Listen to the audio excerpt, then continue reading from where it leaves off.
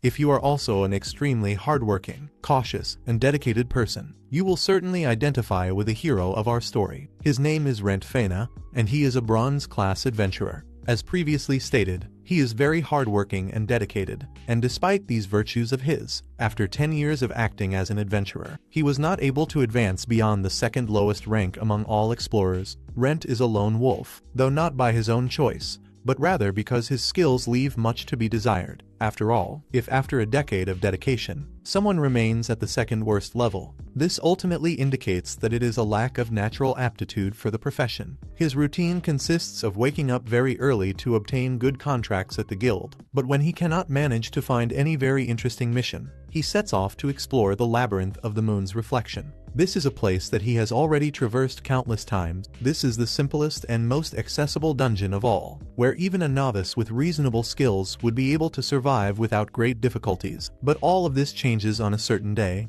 at the moment when he is adventuring through the labyrinth due to not having obtained a better contract. While he walks, guiding himself by his map, he observes a passage that did not exist previously. He is quite excited upon discovering something unprecedented, since merely selling this information would yield a considerable amount of money with the guild. To his misfortune, Rent made the most drastic decision of his life, and he explores the passage on his own. But because of this, he ends up in front of a majestic and mythical creature, a dragon, the most powerful monster of all, capable of adopting multiple forms. Rent has full awareness that there is nothing he can do against such a monstrosity, and there is no alternative left for him except to accept his imminent doom. His only desire was to become a mithril-class adventurer, but his miserable life devoid of talent seemed to have reached its end. Or that was what he thought, since hours later, he awakened in the same location, with the appearance of a skeleton. Among all the people in the world, this misfortune had to happen precisely to him. The guy is extremely unlucky. Initially, he ponders that the best course of action would be to return to the Adventurers Guild, but he realizes that if he did so, he would end up being attacked by other explorers. They would take him to the bishops, so that he could be purified and eliminated completely. After all, as it was taught to him by his old acquaintance, Lorraine, divine magic is the worst enemy of the undead, and now he is one of them. Upon observing the surroundings better, he deduces that the dragon must have departed, and concludes that the ideal choice is to move away from there, since the creature can return at any moment. While he walks through the dungeon, he mentions that there are many labyrinths scattered across the world, and even though many investigators try to discover their mysteries, nobody was able to comprehend their functioning, or much less their origin. The benefits of this labyrinth, as is to be imagined, are the obtaining of magic items of great value, and monsters that provide precious materials upon being defeated. From where these monsters emerge is also a mystery, but Rent feels quite frustrated upon thinking that his companions from the guild must be in the labyrinth of the new moon, which is a much more profitable location.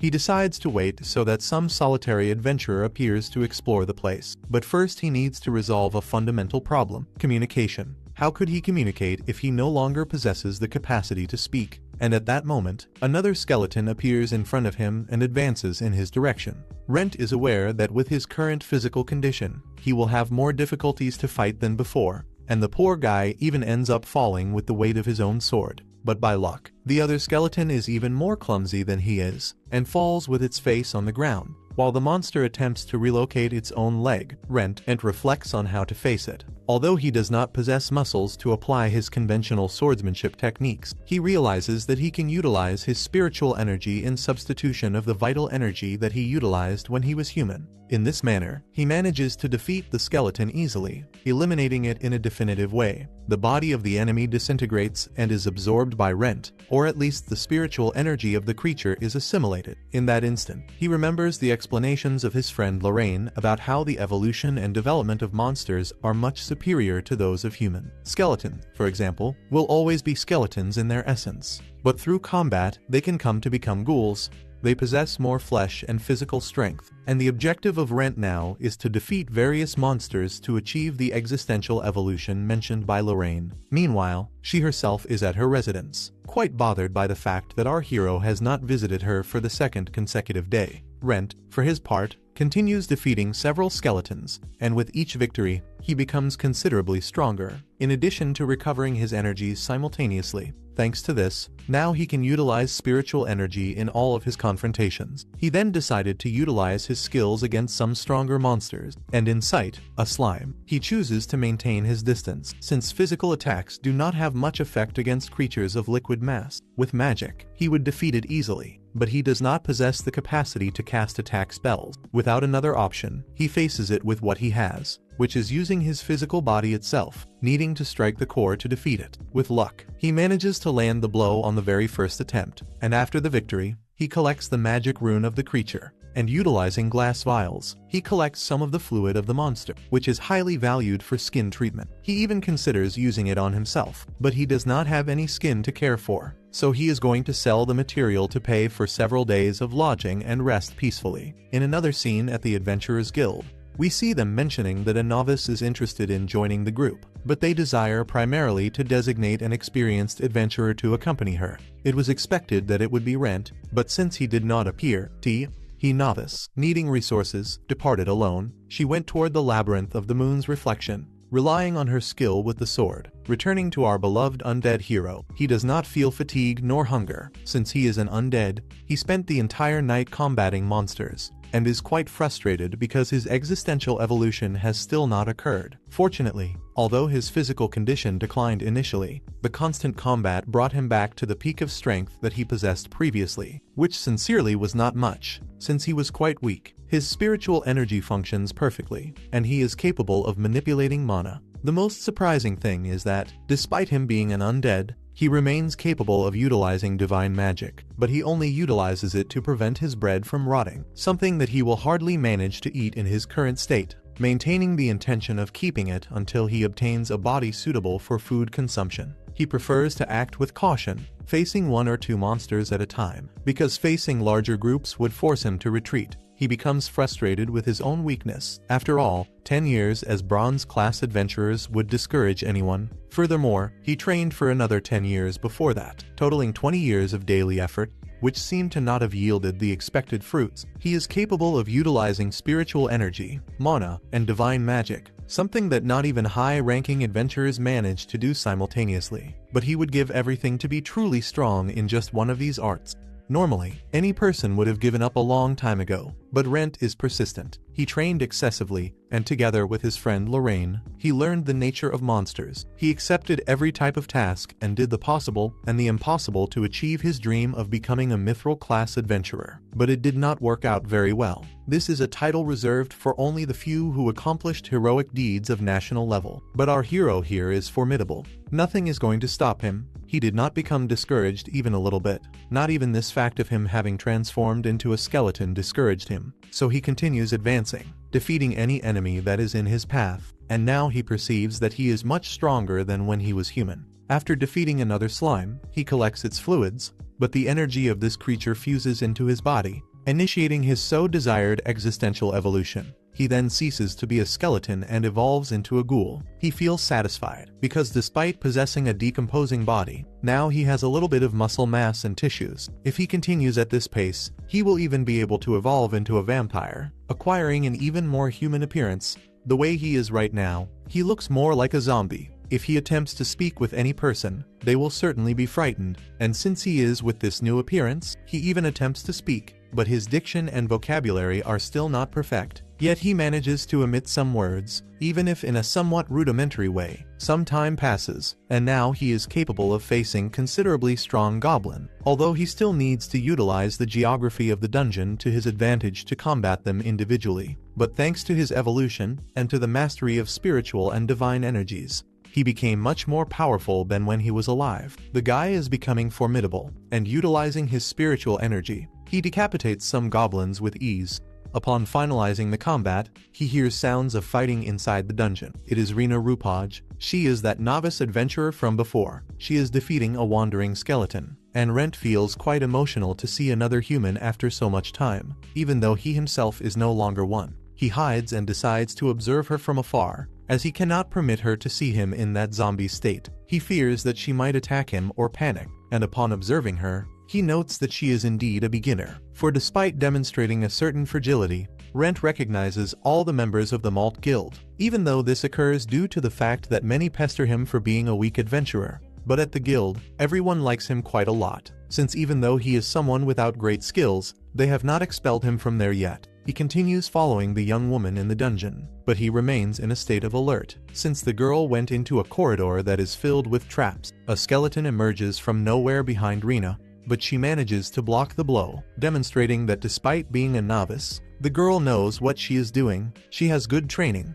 Although she still lacks a lot of combat experience, due to being a beginner, she still needs to deliver many blows against the skeletons, and this ends up making her completely forget to observe the environment around her. And in this manner, she ends up being cornered by the creature. But if she desires to become an adventurer, she cannot be defeated by a simple skeleton like that one, and she advances against the monster. But unfortunately, the skeleton blocks her attack and holds her sword. Rena, upon perceiving that she is in trouble, receives help from Rent, who leaps to distract the monster. The young blonde woman cannot react immediately and stands still momentarily, so Rent utilizes his spiritual energy, and with a sword strike, he cuts the skeleton in half. He approaches the girl and feels joyful upon seeing that she is well, and he even attempts to introduce himself to her. Although the situation does not turn out exactly in the best possible way, but upon noting that Rent is desperate to communicate, she stops to listen to him. Our hero speaks that he is an adventurer, but Rena questions him about the reason why he possesses that appearance.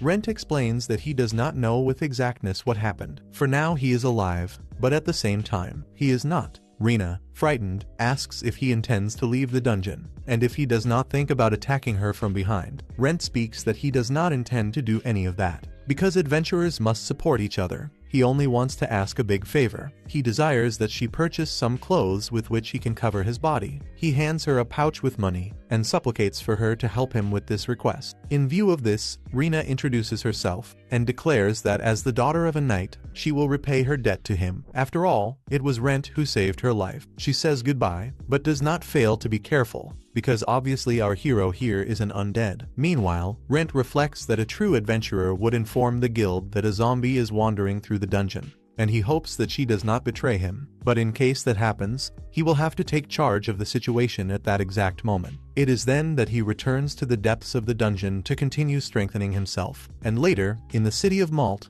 Rena meets with the guild receptionist, and at that moment, we would certainly think that the daughter of a knight would betray him, but in another scene, we see Rent, who is facing a slime much larger than the usual. He feels incredible, because he notes the great amount of difference in his current strength, in comparison to when he was still a human. He is giving thanks to God for having become a zombie. He defeats the slime by destroying its core, and perceives that he developed a combat intuition. This is a talent that he wanted very much when he was still a human, and now he knows how high-ranking adventurers feel. But who would think that he would manage to achieve this with that completely broken body? At that, he hears the voice of Rena, who shouts his name throughout the dungeon, and upon seeing her, he is surprised, because he did not expect that she would return. Rena begins to stand on guard, and asks if he is really Rent. He reveals that the undead do not usually ascend to the first levels of the dungeons, confirming that it is indeed him. Rena notes that now he speaks in a much more fluid way, but that is because he spent a lot of time practicing.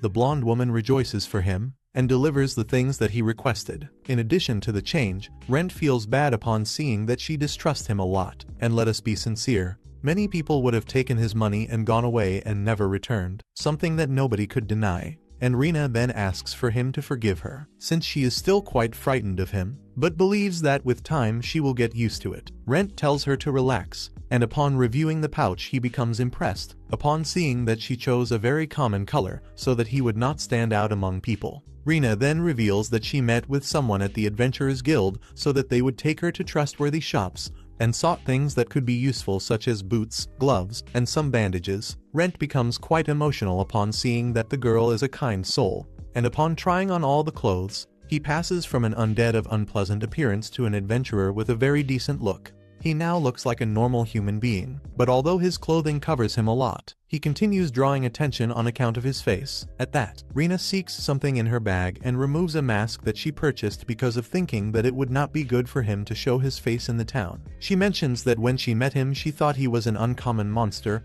or a named monster, something like a special creature, but that is not very far from reality indeed. It is then that he puts on the formidable skull mask, but it is cursed and ends up sticking to his face, being in this manner impossible to remove it. And Rena apologizes because she did not imagine that it was cursed. Of all the things that she purchased, that was the only item for which she went to a very suspicious market. She had purchased everything in the trustworthy shops of the guild, except this mask, and since it was very cheap, she took the opportunity to purchase it. When she verified it, there was no curse. But that is because the curse of the mask only activates when it is placed on the face. Rent attempted to use his divine magic to break the curse, and Rena becomes quite surprised upon seeing that he is capable of using divine magic. But he is not capable of breaking the curse, because he is out of energy. Although the mask indeed is cursed, since his divine magic reacted, Rena returns to apologize to him. Due to her fault, now he carries a cursed object right on his face. But Rent reassures her, since in any case he would have to use it the entire time, and he will only have to gather enough money to pay a cleric of the church so that they break the curse, so everything is fine. He approaches to say that she should not worry,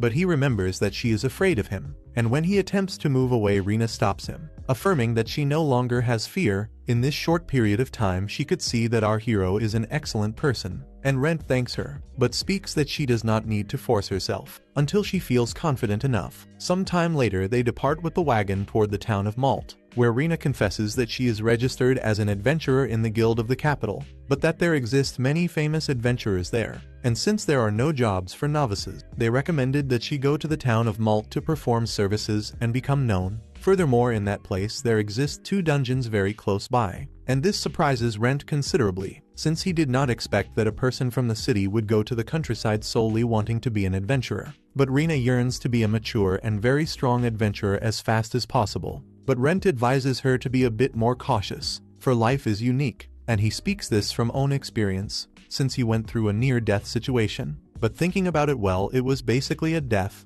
only that he revived afterward. Rena appreciates his advice and observes him intrigued. Upon arriving in Malt, Rent speaks to her that now he will continue on his own, since she has already done much for him, and in that place many people know him, and if he shows his identification he will be discovered. But Rena proposes them going to the west entrance, which few people utilize. Rent thanks for everything that she did for him. However, he does not want to continue involving her in this matter, and it is true that he needs the help of someone, but now he is a monster, and if she introduces him into the town, this could end up making her an accomplice, which could result in the loss of her adventurer license. He does not want to cause problems for the girl, but Rena says that this does not matter, because if she had not met him she would already be dead. Now she wants to risk her life for him at least once. And without more options, our hero ends up accepting help, since the young woman is quite obstinate. When they are about to enter, the guards ask for their identification, and upon reviewing them they do not find problems. But the detail is that one of the guards interests himself considerably in Rena, and asks his companion if he has seen that subject before. As they do not recognize him, they order that he remove the mask, but by luck Rena intervenes, and confesses that he uses the cursed mask,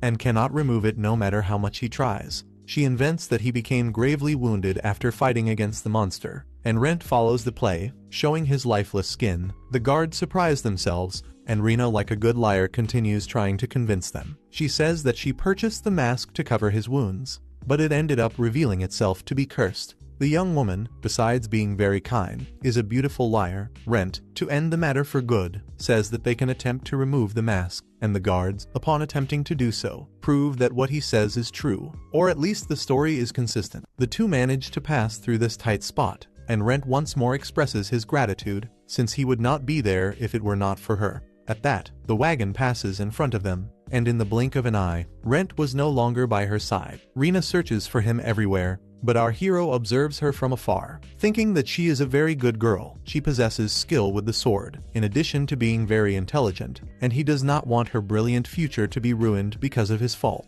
When he is with a more human appearance, he will return to apologize to her properly. During the night, he goes to the house of his friend Lorraine in search of help. He knocks at her door, but nobody opens, so, ignoring the privacy of others, he simply enters anyway. He observes Lorraine. She is sleeping, and he even attempts to awaken her, but she turns over and asks for him to let her sleep. Rent says that he is going to strike her with a book, and with this, she finally gets up. Upon observing him, she is surprised and asks if he is really Rent. He asks for her to not be frightened by that mask, And at that moment, our hero removes his gloves and shows his hand, leaving Lorraine completely impacted. She requests for him to tell all the details of what happened, and going back in time, we see that Lorraine in reality was not sleeping. She indeed heard the door and identified that it was the characteristic knock of Rent, but she decided to lie down on the sofa, since she found it very strange the fact of him not having entered directly. And now, in a very near present, Rent updates her about all the experiences that he lived. Lorraine can no longer believe what she is hearing. She is a specialist in studying magic and the monsters of the labyrinth, and had never heard reports about a dragon that transformed into undead the people it devours.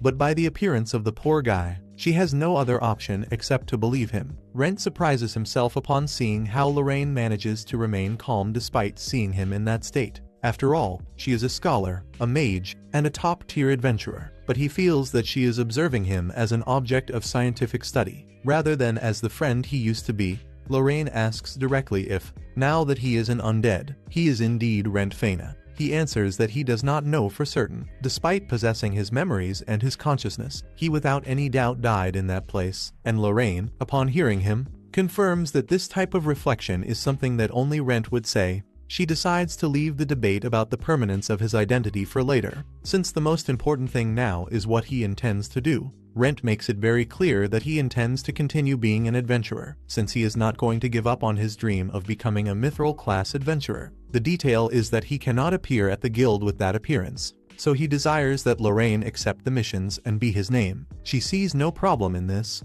but she emphasizes that with that appearance, he also cannot continue staying at the inn, and invites him to live with her. As she already knows the personality of Rent, she knows that he will feel uncomfortable living without costs. Therefore, in exchange, she wants permission to study him. Rent accepts, provided that she does not end up dissecting the poor guy. But Lorraine only wants some small samples of his skin and muscle for her investigation, since it is a great opportunity to study a monster that possesses existential evolution. On the following day, Lorraine returns from the city and pays Rent for the objects that he brought from the labyrinth, such as the beautifying fluid of the slimes and the runes that he obtained from the monsters. Rent is surprised upon seeing that it is a considerable amount of money, but this happens because she pays him directly to save the commission of the guild. Rent takes advantage of the money to go to the blacksmith of the city, but while he walks along the street, people begin to look at him with fear and distrust. Rent quickens his pace, and upon arriving at the blacksmith shop, the receptionist is startled upon seeing him. Rent apologizes for his suspicious appearance and requests a new sword. The receptionist, upon reviewing his old weapon, notes that he took very good care of it, but that it has already reached its physical limit. Judging by the details, she supposes that he is using magic or spiritual energy. Rent, demonstrating his capabilities, confesses that he can use both, in addition to divine magic. The receptionist becomes quite impressed and mentions that only one person previously had arrived at that location with those same skills. Rent requests for her to keep this a secret, for he already knows that she refers to him, or at least to him when he was alive. The young woman answers that she will keep this skill a secret, because after all, one cannot maintain that business without a good relationship with the clients. Rent hands over the money and asks if the amount is correct, and the employee affirms that they are going to do an excellent work. He pays half of the value, and the remainder will be left for when the service is ready. Furthermore, she warns him that very possibly the blacksmith crotch will desire to speak with him when he has the work accomplished, which may take some days. But Rent speaks that he prides himself considerably in his craft. Rent speaks that there are no problems, and that if she needs to look for him, she only needs to go to the house of the scholar Lorraine. The receptionist becomes quite surprised to hear this, but agrees, and meanwhile, Lorraine continues investigating more about ghouls. She observes that they arise from dead humans and notes that there are cases where powerful creatures transformed humans into undead. But in these cases, the victims not only lose their mentality, but also their will and sentiments. She cannot arrive at a conclusion without solid bases, for Rent is a very special case. But despite everything, she feels that he remains the same as always. At that moment, she has a memory of when she was younger. An adventurer offered himself to carry her things, and she would not need to pay anything, since he was an iron-class adventurer, and the real intention was that he could obtain some experience. In the Blue Wood, while she searches for herbs, she reflects that her time at that period was a bit tedious. She was the youngest girl to achieve the title of Great Doctor, but that was not a great exploit for her. With this title, she registered herself as a silver-ranked adventurer and departed for the neighboring country of Ya. She did not tell anyone, and at that moment she was in search of herbs, since she had nothing better to do. So she finally obtains the flowers that she was looking for. She orders our young adventurer to carry her flowers, but upon attempting to put them away, she notes that our hero had already collected and stored many others. And this guy is none other than Rent himself. Upon examining one of them, she surprises herself and asks how he knows how to manipulate those flowers. Rent ignores her and enters into a guard position upon observing that there is a goblin nearby. Monsters prepare themselves to attack them, but Rent protects Lorraine and orders that she use fire magic. Upon attacking the creature, Rent is surprised with how powerful the magic of the girl is. A short time later, he offers her water and asks if that was her first combat. Lorraine answers that no, but explains that she was always accompanied by escorts or other people. Rent confesses that for a silver-class adventurer, he noted that she was a bit inexperienced. This worried the others of the guild, and for that reason they asked for him to accompany her. And Lorraine asks how he knows so much about plants. Rent answers that someone once told him that if he wanted to be a very strong adventurer, he would have to learn to read, write, and study the monsters. In addition to the plants, Lorraine becomes quite intrigued and asks his name, moment in which both introduce themselves formally. She, a bit awkwardly, requests for him to teach her about plants and about how to fight, in addition to the fact that he knows how to move through the wood, and she desires to learn everything. It was in this way that the two met, and in the following 10 years Rent exerted himself considerably some days to achieve the mithril class. Although he never managed to do so in fact, she remained by his side,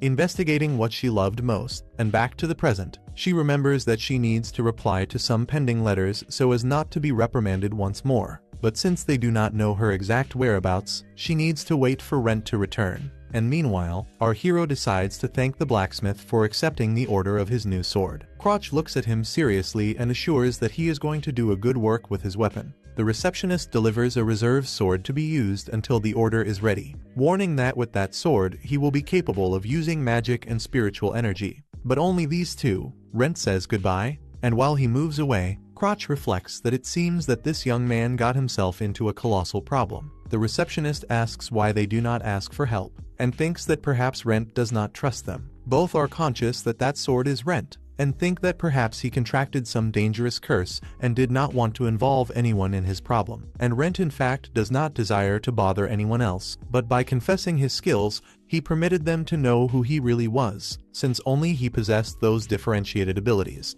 They know that he is staying with Lorraine, and believe that it will not take much time until he tells the truth. For now, it does not seem that Rent intends to circulate much through the city. Sometime later, Lorraine becomes fascinated with the dishes created by Rent, for it had been a long time since she last ate them. He counts that he took advantage of her absence to review her books, and it becomes obvious that he is not a simple zombie. Perhaps this is due to his ability of evolution, and she has curiosity to know into what he is going to transform or evolve once more. For this, he needs to enter once more into the dungeon and face many more monsters to be able to become stronger. Lorraine smiles upon hearing him, since even though he is completely broken, in a body that makes no sense, he remains the same as always. Some days later, an adventurer is cornered by a slime, but when he is about to be devoured, Rent defeats the monster and asks if the man is well. The adventurer thanks him and shows that he suffered only a light cut. Rent follows his path without saying anything else. An adventurer is responsible for their actions, and many do not usually help others, but there are always deceitful people around, so in some cases people keep pretending to be victims to later betray and rob their benefactors. But this does not usually occur with frequency in Malt, and the adventurer runs after him and requests for him to let him accompany him,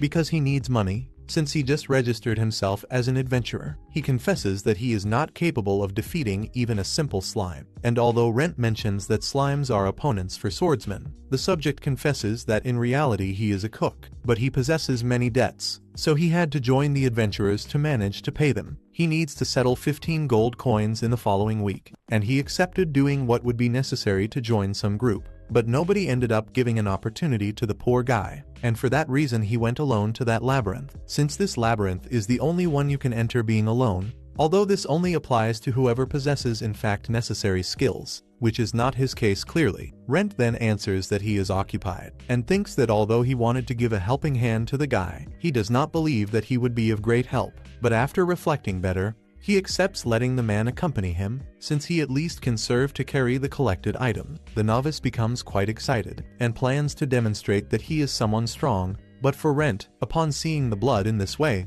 he feels very unsettled. He feels fear of himself, and asks if he still continues being himself. He remembers the words of Lorraine, and does not like what he is feeling, so they continue advancing together, and he takes him to the hidden passage, through where he had entered previously, when he was devoured by the divine dragon. Meanwhile, the adventurer surprises himself upon noting that that path does not appear on the map, and upon entering, he surprises himself even more, upon seeing that there existed some place like that one inside the labyrinth of the moon's reflection. Upon noting that the dragon is not in the location, Rent searches for something useful, but cannot find any object of value. At that moment, the adventurer warns that he found a secret passage, and upon seeing it, proposes to our hero to inform the guild so that they pay a fortune for this information. But Rent observes him, and the man becomes nervous. He clarifies that the merit would be entirely Rent's, because he was merely following him, and Rent does not show any interest in glory, and speaks that the man can keep it. But for now he desires only to continue advancing. They end up in an empty room, and the adventurer complains, speaking that at least there should be some treasure. Rent attempts to stop him,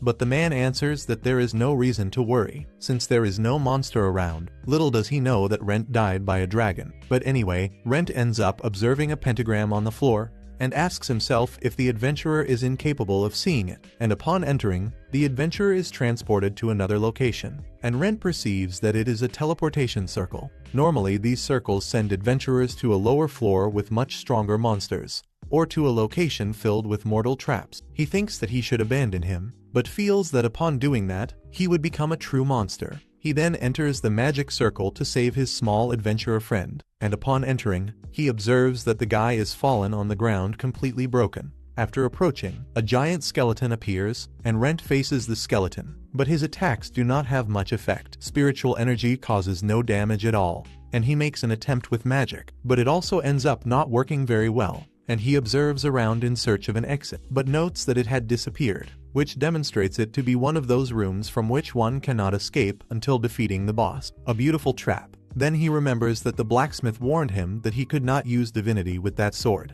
but if he does not use it, he will end up in serious trouble. He tries to control it to the maximum, using only a tiny bit of divine power, and this finally causes enough damage, and he brings down the giant skeleton by destroying its leg, finalizing it with sword strikes to the head. Next, he uses his divinity to heal the wounds of the adventurer, who, worried, asks about the skeleton, but Rent answers only that with his current power, he can manage to perform only first aid, not being capable of healing the wounds completely. But upon looking to the side, the man is surprised to see the remains of the giant skeleton, and cannot believe that the guy simply defeated it alone. Rent shows him the rune that the monster left behind, and the adventurer mentions that it had to be very strong to leave such a large rune. Rent answers that it was only luck, and speaks that the man can keep the rune if he wants, although nothing is for free, since he needs a small favor. Rent then shows him only his arm, and recounts that he was defeated by a monster, and now with this appearance, he is not capable of entering shops, nor the guild, which is why the man must do this in his place. And the adventurer, seeing the size of the advantage, accepts being put in charge of the errands,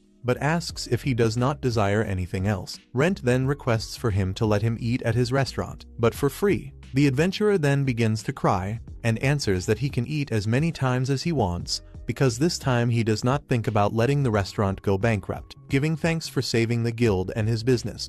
Rent then delivers the rune to the adventurer, and speaks that it is time to depart, but he asks through where, since there is no exit. Rent understands that he is not capable of seeing magic circles, and he warns that he only needs to walk and reach the location from where they came. The adventurer obeys, while Rent observes another magic circle, but feels that it is still not the moment to continue advancing. A bit later they arrive in the city, where the adventurer shows his restaurant, and Rent observes that it is a very clean and very beautiful location. Perhaps the food is not so bad to the point of killing someone. At that, the wife of the adventurer comes out, named Isabel, who runs to embrace him upon seeing that he remains alive. Upon noting that her husband is wounded, she requests to go to the hospital, but he answers that he is fine, because the young man by his side healed his wounds, and even gave that beautiful rune so he would not lose the restaurant. Isabel, worried, reprimands her husband, since he learns, and she has fear that they return to deceive him. since he has no more money. He answers that she must not worry, since that young man saved his life. Although it does not look like it, he is a good person. He told about his debt and Rent decided to help him,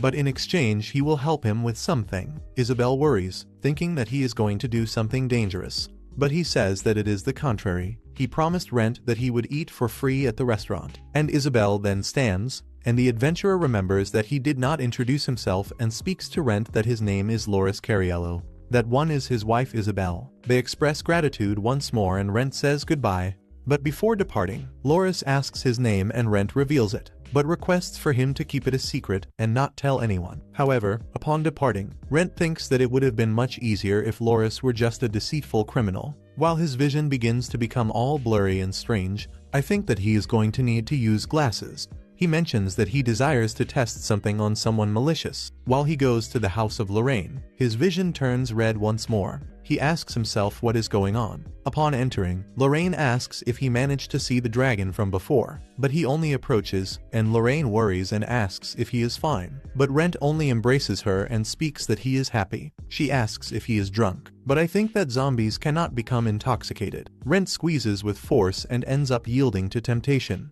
and his mask opens and he bites the girl. Lorraine manages to push him away, while Rent savors the blood. Lorraine attempts to make him recover his reason, and after he reacts, she attacks him with a spell, leaving him knocked out. She hopes that he can rest and says that if he intends to grab her like that once more, she hopes that at least he is sober, because that way she will be able to let him devour her when he wants. Upon awakening, his mask remains open in the part of the mouth, and Lorraine asks if he feels something strange or some impulse to eat. Rent feels fine and apologizes for having torn a piece out of her. Lorraine speaks that everything is fine and that she already expected that something like that could happen. After all, he is a zombie. Rent recounts that he met a man in the labyrinth, and upon seeing his blood, he felt an uncontrollable hunger. He contained the impulse, but upon seeing her he could not endure it anymore. I think that I can understand. Anyway, Lorraine explains that zombies prefer flesh to human blood, and it was to be expected that something like that would happen. By luck it was with her and not with another person,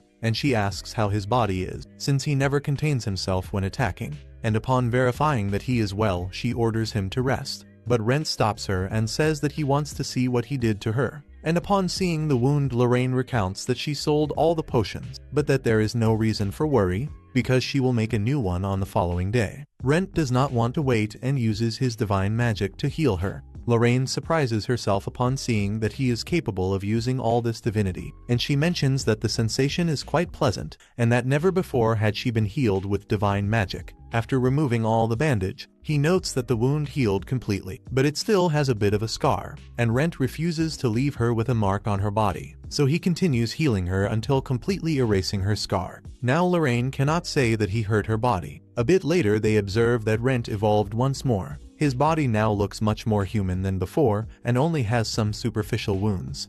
But he still has a somewhat zombie-like aspect in his mouth, and he also surprises himself upon seeing that his mask changed shape. He cannot let them see him like this. And at that, the mask covers once more his mouth and uncovers his eyes. The mask works basically according to his desires, and they can remove it upon desiring for it to come off. But that does not work. The girl even attempts to pull it from his face, but also cannot, and his body looks much better, but his face remains that of an undead, so he is going to have to continue hiding himself. But now even his voice sounds much better. He can speak with much more fluidity, and Rent asks himself why this happened only now and not when he defeated the giant skeleton. Lorraine arrives at the conclusion that perhaps her blood nourished him, and in this manner he ceased to be a zombie, and now is more like a distant relative of vampires, something common among those monsters that serve vampires. They are weaker than lesser vampires, but they are stronger than a zombie. He cannot understand the reason, since existential evolution, just like the labyrinths, remains a mystery for scholars. Her theory bases itself on the fact that at the beginning he was a skeleton and later came to be a zombie. However,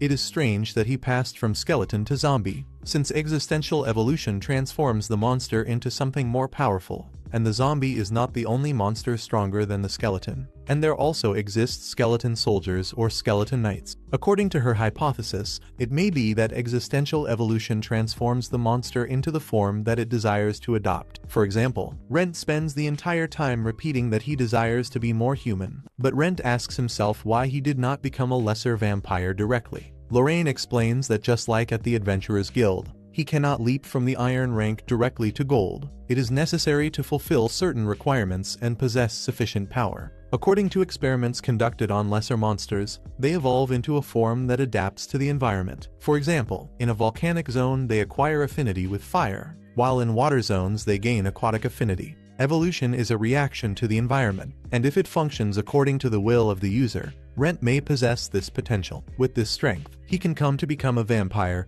and who knows, nurture the hope of one day returning to be human. Although Lorraine does not believe much in that part, but this right here is a fantasy world, so anything can happen. If we already see a crazy guy with a smartphone and simply destroy everything, imagine what it is that Rent can do. For him to continue evolving, he is going to need to do more than just defeat monsters. To reach his current form, he needed to ingest flesh and the blood of Lorraine. Certainly, to transform into a vampire, he is going to have to fulfill other requirements. There are still many unknowns, but at least now they possess a theory to guide them. The boy has a long path to traverse, but at least now he has Lorraine by his side to support him. However, after a moment of unconditional support, Lorraine returns to being the same as always and tells him to prepare himself, since now she is going to collect his sample. She desires to photograph his entire body and perform incisions to collect material for tests. She wants to verify if he feels pain or if the anesthesia takes effect in his organism. She has diverse curiosities to prove, such as for example his appetite, his rest, and if he is capable of ingesting food normally. As he is very close to being a vampire, they decide to leave the tests for the following day, because probably the guy must already be quite tired, and despite all this, she still maintains a good sense from time to time. The following day, while Lorraine rests, Rent is outside practicing with the sword. He feels much better now and no longer feels that wild impulse from when he attacked the poor blonde girl. However, he cannot return to the labyrinth with the sword in that state, and he is certain that Crotch is going to be very furious upon seeing it. Said and done, the blacksmith, upon seeing the weapon, asks what the hell he did with it, affirming that he can no longer repair it, because all the materials of the blade were damaged. Rent apologizes and confesses that he had to use divinity on the sword, and Crotch answers that this explains the damage, but emphasizes that there is no need to use divinity to kill the monsters of the labyrinth of the moon's reflection. Rent then reveals that he encountered a giant skeleton, which surprises our blacksmith considerably, since that would be something impossible. However, he knows the personality of Rent quite well and knows that he would not lie about something like that. He asks where he found it, and Rent recounts that he accessed unexplored areas, and this surprises the blacksmith even more. He almost calls him by his name, but feigns ignorance to continue the game. Due to it being an unexplored zone, he understands the reason for Rent having returned in those conditions, and he asks if Rent has already completely explored the location, but he speaks that not yet, requesting for the sword to be ready as soon as possible. The blacksmith speaks that the original will still take a little while, but since he does not want another adventurer to anticipate themselves in the exploration of that area, he decides to lend another sword, this time a much superior one, since he is one of his best clients. Upon leaving, Rent thinks that it is obvious that the blacksmith already knows who he is. What he said would not be capable of deceiving him, but at least he managed to borrow a very good sword, and now he can return to the labyrinth swiftly and achieve it as fast as possible. On his way back, he observes Loris and Isabel, who are purchasing all the vegetables in the market and inviting the people of the city to the inauguration of the restaurant. Meanwhile, we see Lorraine, who is utilizing various materials to create a mortal poison capable of eliminating even a red bear very easily. These ingredients, isolated, would cause only a stunning or a very light poisoning. Rent thinks that alchemy is a very terrible poison and begins to fear for having helped Lorraine with her experiment. Upon testing the substance, he says that he feels unwell, but not because the poison affected him, but rather because the flavor is terrible. Lorraine answers that he is the only person who was capable of evaluating the flavor of that poison. But the most important thing is to note that the toxin does not affect him, although for some reason, the healing herbs and the potions still function on him. And that convenience of the script. She mentions that he possesses a very interesting body, and as they have already been conducting experiments for a long time, she asks herself how he remains incapable of feeling sleep, since he is a white. Then, Rent confirms that he really feels nothing, and Lorraine feels envy, since she would like quite a lot not to need to sleep so she could continue with her crazy research. She asks about his appetite, and Rent confesses that although light, he feels a desire for flesh and human blood. Lorraine then hands him a vial, and Rent worries, thinking that it is more poison, but the blonde tells him to relax and only open it. Upon doing so, he perceives that it is blood, the blood of Lorraine herself. She placed a preservation magic on the vial, because although he refuses to ingest it, he must do so from time to time to avoid losing control. Rent recognizes that she is right and uses a single drop of the blood to control his anxiety, and upon tasting it, he becomes enchanted. Lorraine asks if just one tiny drop suffices to calm his thirst, and Rent feels more than satisfied and decides to save the remainder. On the following day, he warns Lorraine that he is going to the labyrinth, but first he needs to stop by the Adventurers Guild to look for some contract. Lorraine reminds him that whenever he wants to take a contract directly at the guild, he is going to have to show his identification that he is Rent Fena, and doing that with that appearance is going to be a great scandal. But Rent thinks that he will pass unnoticed, since he is only a bronze ranking adventurer. But Lorraine reminds him that there exist thousands of ranking adventurers. He was especially adored by everyone, because he did the possible to help the novices and accepted every type of task, so he was very well known. Rent answers that they were only minor tasks, but Lorraine reveals that there was a rumor around that the guild wanted to hire him to work internally for them. Rent surprises himself considerably, because if he were a talented adventurer, he would believe it. The blonde tells him to stop belittling himself. Probably they did not say anything to him because he never gave indications of wanting to retire. She knows this because of having been registered at the guild, and Rent likes the fact of having been appreciated by everyone quite a lot. However, he does not intend to retire, nor to work for the guild, because his dream is to be a mithril ranking adventurer. And the detail is that to fulfill this dream he must demonstrate his value personally, and he will not be able to do this by sending other people to take contracts for him. But to do this, he is going to have to show his identification at the moment of accepting the task. And if the guild discovers that he is Rent Fena, it will be a big problem, and that is why Lorraine proposes that he transform into another person. On the following day, he arrives at the guild with his new look. He is quite nostalgic about returning there, and upon seeing Sheila, he rejoices to see her well, and it is impressive that it seems that every guild receptionist is named Sheila in every location. Anyway, she addresses him and asks if he is new to the place, and Rent warns that he desires to register himself as an adventurer. Sheila then hands over the form that he must complete, and warns that she can fill out the whole form, but the name he himself must write. Rent warns that he knows how to read and write, something that not all adventurers know how to do, and Sheila explains that he can leave blank the difficult parts. But if he puts his skills and magics, he will be able to receive more contracts. While he fills out the form, he remembers that 10 years have already passed since the first time he registered himself. At that time, he did not know what a skill was, so he only wrote his name and age. Now everything is very different, although he maintains the same objective as always. At that moment, he remembers what Lorraine said. She proposed that he register himself with another name, and we see that from the start he denied it, since it went against the rules of the guild. But Lorraine warned him that it was not that big of a deal. It was enough for him not to be discovered, and in case they were, everyone already knew him, so they would understand the reason. Furthermore, nobody would question a traveling adventurer, no matter how suspect they might seem. The detail is that he would leave behind his achievements as Rent Fena and would go to the iron ranking once more, something that to Rent does not matter, since his objective remains unchanged as always. Upon delivering the form, Sheila surprises herself, since the brilliant idea of this scoundrel was to put his name as Rent Vivi. One can see that the creativity of this guy is over 8,000. He asks Sheila if there is any problem, and she answers that it is nothing, only that a few days ago an adventurer vanished who was also named Rent.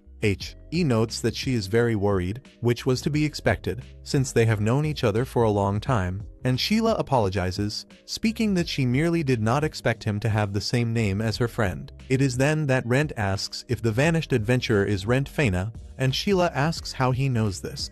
Our hero answers that Lorraine commented about him, and Sheila thinks that he is from Rent's family, and our hero lies, saying yes, and that he is staying with her. Sheila reveals that she was aware that she had seen a man in clothes leave Lorraine's house, although she did not expect it to be him, since she had hopes that it was Rent himself. She warns that everything is fine with the form, and requests for him to wait while she finishes the registration. Upon withdrawing, Rent thinks that he acted well by saying that he is a family member, since Lorraine is young, and he does not want her to get involved in strange rumors. The name Rent is very common in other countries, and it is not uncommon for an adventurer to have a strange aspect. But sincerely, if I saw this low-budget undead here, I would certainly be very suspicious, but the most important thing now is that he can start from zero once more. And Sheila delivers the identification, and warns him that now he is officially an Iron-class adventurer. A beautiful achievement there for him, and although she is worried, she requests for him to not try to die. And a time later, Rent returns to the labyrinth, and while walking, he hears screams of a creature. He asks himself if they would be goblins,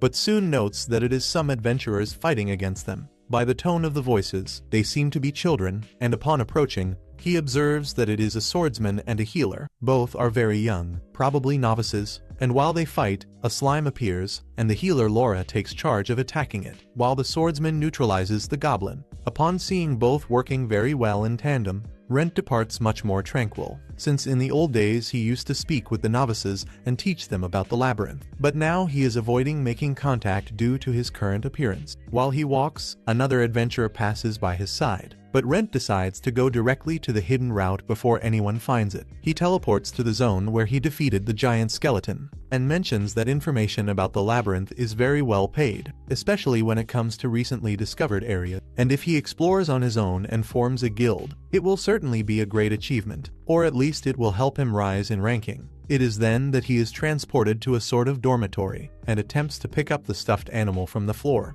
but upon doing so, it crumbles.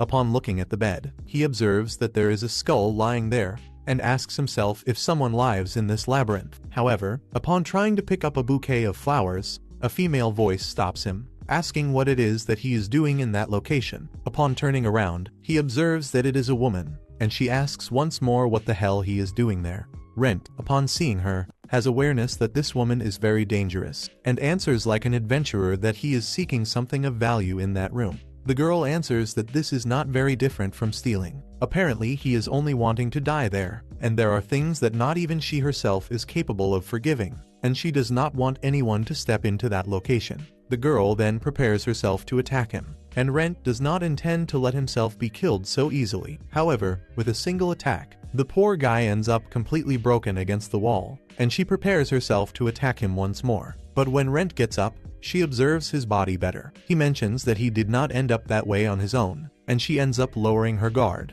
and answers that this explains how he could arrive at that location. She then says that it was all a misunderstanding, and apologizes for having attacked him, although Rent thinks that in truth she almost killed him, in exchange for having burned his clothes. As an apology, she delivers her tunic, which is worth much more than everything he was wearing. We observe then that this girl is an elf, and Rent thinks that she no longer wants to kill him, since she mentioned the misunderstanding. The elf then speaks that he probably knows that that place is very special, and requests for him to keep the secret. That room is special to her for obvious reasons, and while Rent supposes that she does not want him to inform the guild about the location, she mentions that nobody will be able to enter there unless they are accompanied by him. But since he is an adventurer, she supposes that he does not want to return empty-handed, and for that reason, she delivers a map of Acacia. This map will certainly be very useful, and upon opening it, Rent observes that there is nothing inside, but the elf explains that this map registers the places through which he has already passed. With this they have an agreement,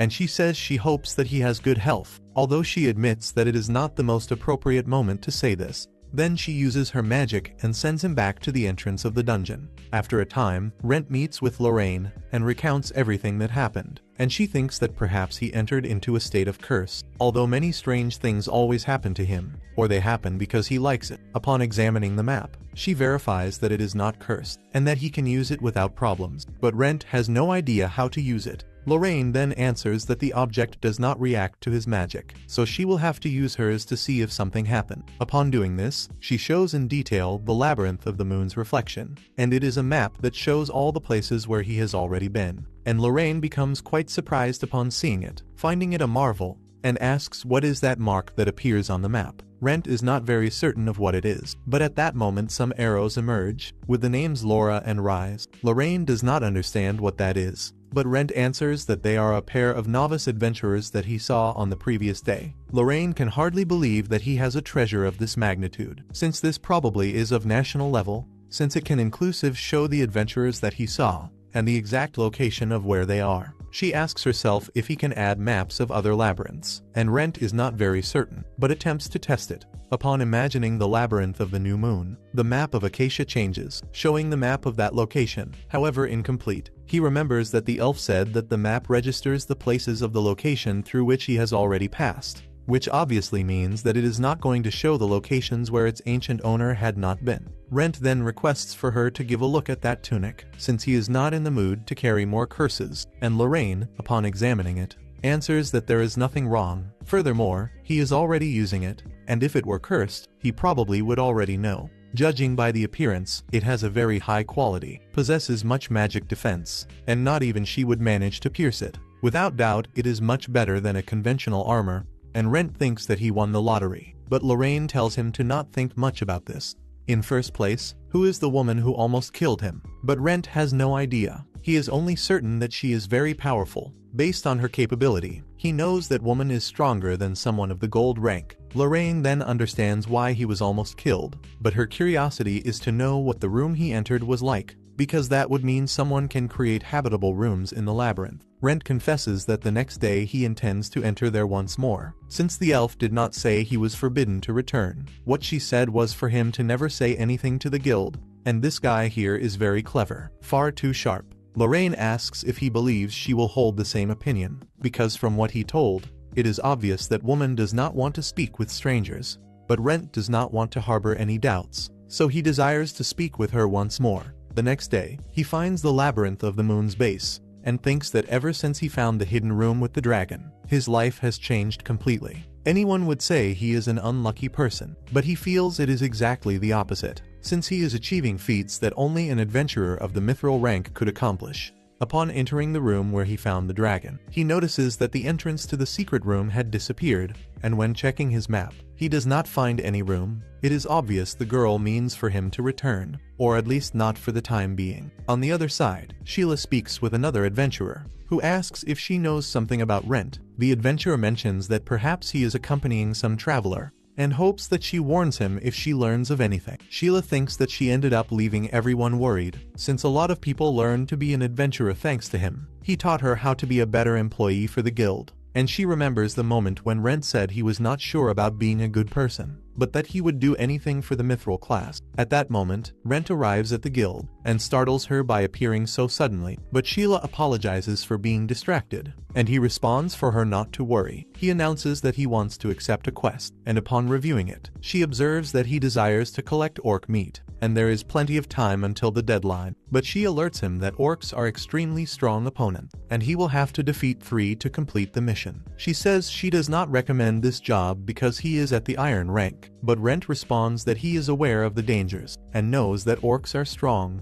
although she should not worry, since previously he defeated a few orcs. After some time, Rent returns to the guild, and informs that he has already defeated the 3 orcs, and he removes it from his pouch, and shows the meat he obtained. While thinking that a solo adventurer like him must rely on a magic pouch, in his case, he spent 5 years saving money to buy one, but it was definitely entirely worth it. Sheila states that they are very well packed and well preserved, and that certainly the client will be very satisfied, but she remains staring at Rent fixedly. He asks what happened, and Sheila asks for him to wait a moment, while the other adventurers observe him with a bit of apprehension, upon knowing that he defeated 3 orcs alone, since they had never seen him do that before. Rent feels that he is standing out too much, and that proverb, "The nail that sticks out gets hammered down," applies perfectly to his situation, even more so being an iron rank practitioner. Upon returning, Sheila delivers a document, while announcing that she spoke with her superior, and recommended that he take an advancement exam. This is the exam for him to advance to the bronze class, and they do not usually offer it so early, but she observes that he possesses a great potential. Rent feels that he could jump for joy, and gratefully he accepts the proposal. Upon returning home, he tells Lorraine about the advancement exam, although she already expected this, because she knows very well the strength of Rent. He is aware that all of this is largely thanks to the body he has now, but Lorraine responds that with that body he only has raw strength. The rest are entirely his skills that he developed. She asks what name he used to register at the guild, but upon hearing that he used the surname Vivi, she almost chokes on her coffee. If he used that surname with that name, people will suspect due to the proximity that both had. Although Rent confesses that he did it because he did not want people to think that a stranger was entering her house all the time. Upon listening to him, Lorraine becomes very moved and responds that he does not need to worry about her reputation, since she considers herself just a poor researcher who moved to that place after failing in the capital. Furthermore, she does not worry about what other people might think regarding her,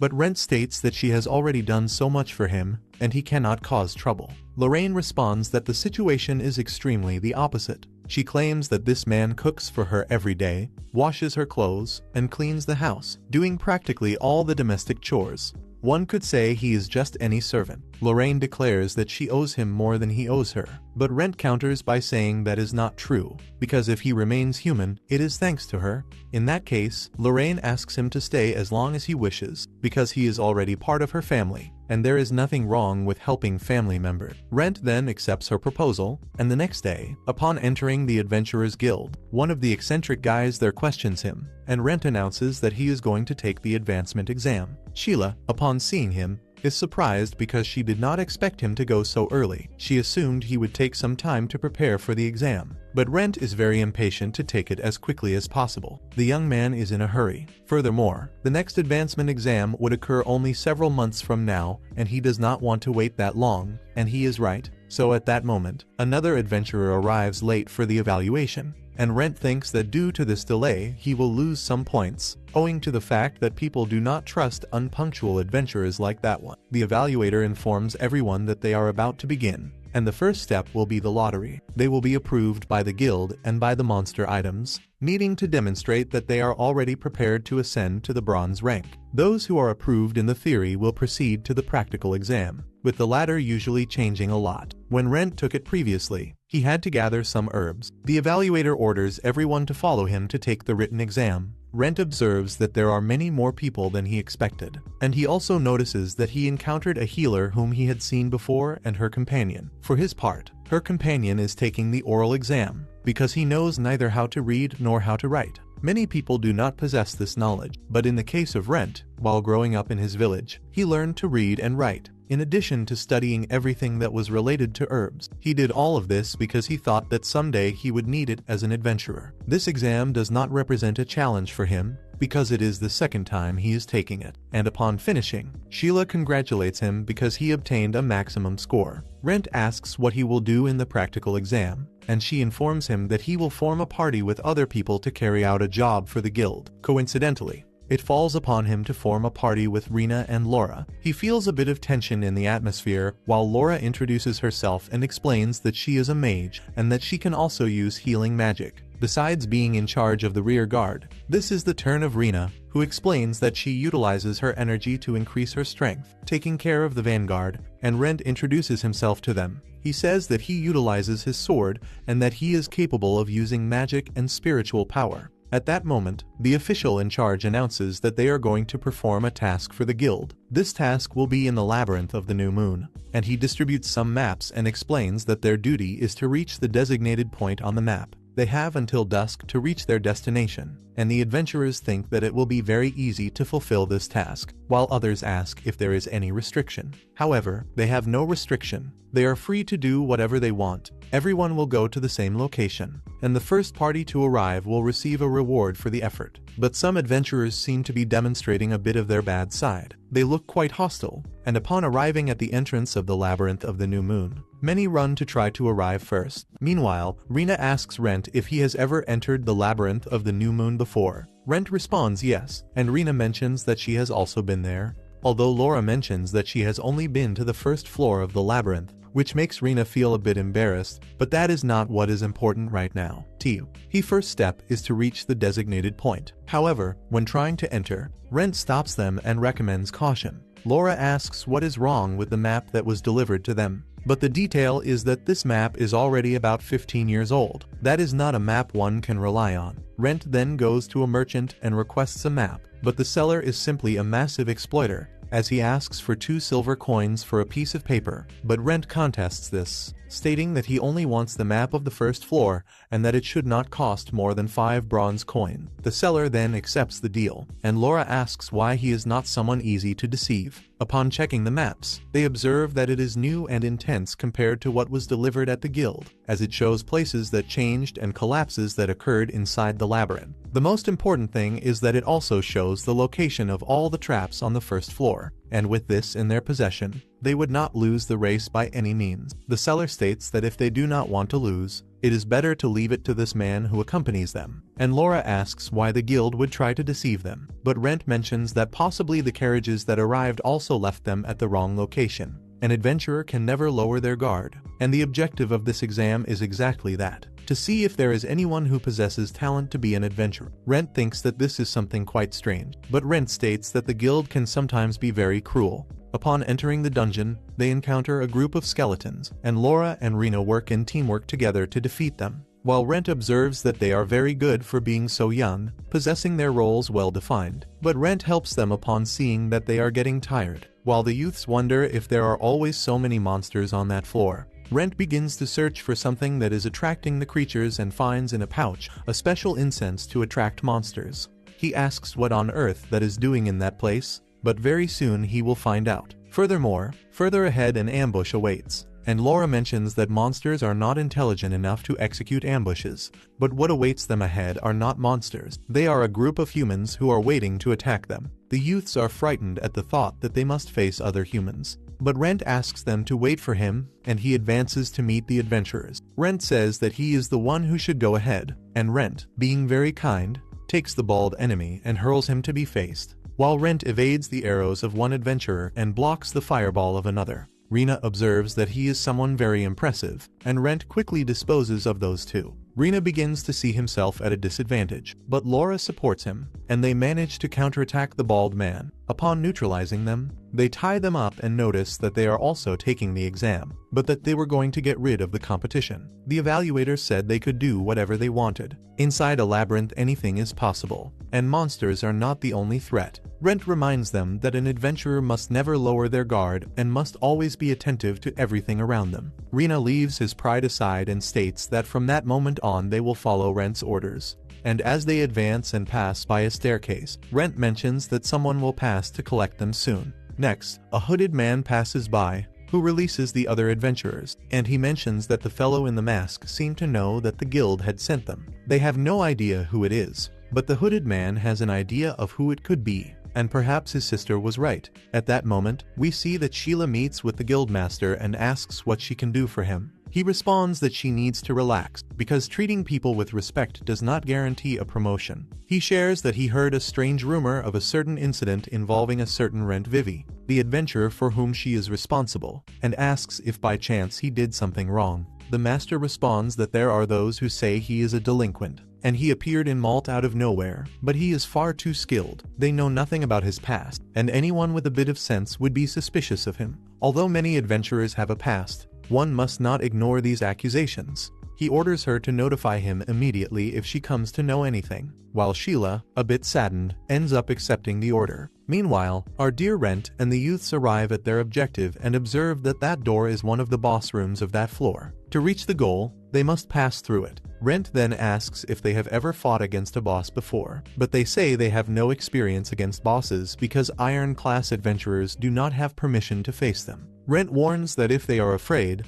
there is nothing wrong with avoiding a fight they know they cannot handle. But while Rena ponders whether they should enter or not, another group of adventurers arrives at the location, and they treat them with a very bizarre attitude and ask Laura if she would not like to join their group. Rent places himself in front of her and orders them to withdraw because his group arrived first. The other group becomes terrified, saying it was just a joke, but Rent responds that they do not have much of a sense of humor. The small group of cowards apologizes and says that they can enter first, but Rent is clever, so he yields the place to them because his group is going to rest. The adventurers open the door and enter the boss room, while Rena asks why he did that. Laura responds that perhaps Rent has some idea, and Rena asks if by chance he wants them to observe what a boss fight is like. Rent responds that in part yes, but that is not all. He also wants them to observe how the guild will not let them die. They should never lose the battle, as he already told them before that they should not feel ashamed for avoiding a fight they cannot win. And Rena responds that he is right, but feels that if he flees at that moment, he will never be able to be a true adventurer. He asks Laura if she wants to accompany him, and she says that obviously yes, while Rent observes that they have already made the decision, and he notes that a defeated adventurer becomes weak, and when that occurs, many usually abandon the trade. But Rent did not flee because his instinct urges him to keep moving forward, and thus our dear group enters the boss room, and upon entering the interior of the dungeon, they observe that the boss is a huge slime. They do not intend to end up like the guys from before, so they are determined to inform the guild about their victory. Although Rent did not expect to have to defeat the boss, since in this exam it is not necessary to do so. His plan was for the other candidates to defeat it, although it is also good to impose some challenges upon oneself like that from time to time. The youths leap to the attack, while Rent warns them that they must destroy its core. He knows that the two are more than capable of defeating a slime on their own. They only must increase the power of their magic attacks, since to defeat it they will not be able to rely on their physical attacks. Laura is capable of using high-power fire magic, although she needs a certain amount of time to be able to prepare it. Before entering, the youths had planned their strategy and Rena would be the one in charge of blocking the boss's attacks, but Rent asks to be the one in charge of blocking them. In their fight, Laura requests that Rena help Rent so that she can charge her attack. They then take charge of blocking its advances, and once the power is charged, Laura launches a large fire magic that brings down the boss and quickly destroys its core to prevent it from approaching. They are joyful for having managed to defeat it. Although Rena observes that Rent is doing strange things, he reveals that the fluids of the slimes are very valuable, and he recommends that they also gather some. And if they divide it, there will be 1 silver coin left for each one. The youths listen to his advice, but while they gather them, the others from the Adventurers Guild run to arrive at the goal earlier. Rena becomes alert, but Laura reassures him because she already knew that there was a trap ahead. People usually lower their guard when they are right before the goal, and Rent confesses that the important thing is not that they arrived earlier. Rena asks what he refers to, and Laura thinks that arriving first does not imply that they are approved. She remembers that the guild did not tell them to arrive first to be approved. They only must reach the designated point, mentioning the matter of the reward only so that they would think it was a race. And Rent did not care about letting the other adventurers pass, not even when they were in the boss room. Rena ends up feeling foolish, and Rent reminds them that their only task is simply to complete their mission before the deadline. And if they do not think for themselves on how to solve their problems, they will never be true adventurers. Upon leaving the boss room, they are received by a guild assistant who informs them that they are the first one, although the others do not believe it until she shows her identification. Immediately afterward, she delivers some badges to them, and informs them that they must show them at the guild to be able to ascend to the bronze rank. Rena asks about the supposed reward, and the assistant delivers some potions and some sheaths to be able to store them. Before returning, Rent asks if they could deviate a bit from the path before returning to the guild and goes with the youths to explore the second floor. Upon entering, it is intense to see that it is a completely different panorama from the first floor. Rent mentions that labyrinths escape human understanding, but they are already about to step into this new world thanks to their new rank. Rena asks if they can explore a bit, although Rent says that it is a bad idea because the exam will end once they return to the guild. Upon returning to the city, they are exhausted because they encountered many traps, and upon returning the badges, Sheila congratulates them, and Rena asks if they are already in the bronze rank. However, at that moment, Sheila's brother arrives and delivers a report. He informs them that they have been observing them during the entire exam, and although the youths had no idea about it, this is due to the fact that they have to verify their personalities, and if they do not meet the requirements, they would not advance them, even if they had passed. But since everything is in order, the youths passed their advancement level. Rena and Laura are very content and feel that it was worth it, even though their parents were against it. Sheila mentions that what they said really worries her, and Rent is already of the bronze class again, and before that, he thanks the youths for all the help. But they respond that it is exactly the opposite because they learned a lot thanks to him. Now they are true adventurers. Laura has intentions for him to join their party, but she is aware that this is something impossible, because his objective is very distinct from theirs. She realized this, and it was for that reason that he taught them everything he could in the labyrinth, so that they could develop on their own. They hope in the future to be able to form a party once more, and upon withdrawing, Sheila mentions that they are very kind youths, and Rent feels as if he were their father, since those two made him feel at home. Sheila requests that he accompany her because she must ask him a few questions. She apologizes because she is aware that the guy is exhausted, but he is also intelligent enough to know what she intends to ask. Rent asks if she is going to punish him for what he did, although Sheila says that she is the one who asks the questions. Rent responds that if that is the case, he will not return to that guild and decides to leave. But Sheila stops him and reveals that she only wants to know what happened to him. She takes him into the interior of the guild, while Rent thinks that he just wants to run away. But he noticed that she was very worried about her old friend, and he cannot leave her like that. In a room, he states that he is involved in a big problem, and does not want the guild to be involved. Sheila confesses that she has not yet informed the guild about who he really is. First, she was not completely sure and wanted to see him with her own eyes. She only told the one who was watching them in the labyrinth, but since it is her brother, he will keep it a secret. She requests that he tell what happened to him, and to give a guarantee that she will not reveal his secret. She shows a magic pact, and there it shows that if she reveals anything, unfortunately she will have to leave the guild, travel to a country where slavery is legal, and do the paperwork to be someone's slave. Rent thought the same about the guild. She is simply taking everything to the extreme, but Sheila confesses that she wants to help him, not because of being part of the guild. She feels that she is a better person thanks to him, and although he does not notice, many people also feel that way. Rent observes that she is willing to sacrifice a lot for him and signs the contract to tell her, although he decides, instead of that, to show what he really is. Sheila is shocked upon seeing him, and Rent wonders if she regrets it. But she says she does not regret it, and if he suffers from something, she wants to know why and how it was that he ended up this way. It is then that Rent reveals that now he is a monster. To be exact, he is an undead. He understands the anguish of listening to all of this and asks if she believes she can help him. He declares that he does not intend to attack anyone, although it is another matter whether she believes him or not. When he is about to leave, Sheila stops him and says that she believes in what he said, and she knows that he is not going to attack anyone, since he is a good person and would never do that. Little does she know that he has already attacked someone, but it was unintentionally, and in the end he ended up having a better appearance thanks to that. Continuing, the youths from before and she herself owe much to him, and she is willing to help him however possible. She requests that he tell what is going on between him and the guild, because she will do everything to be able to help him. And upon arriving home, he talks with Sheila, who apologizes but says she insisted with Rent that she wanted to speak with her. Lorraine responds that she is an unusual guest and asks Rent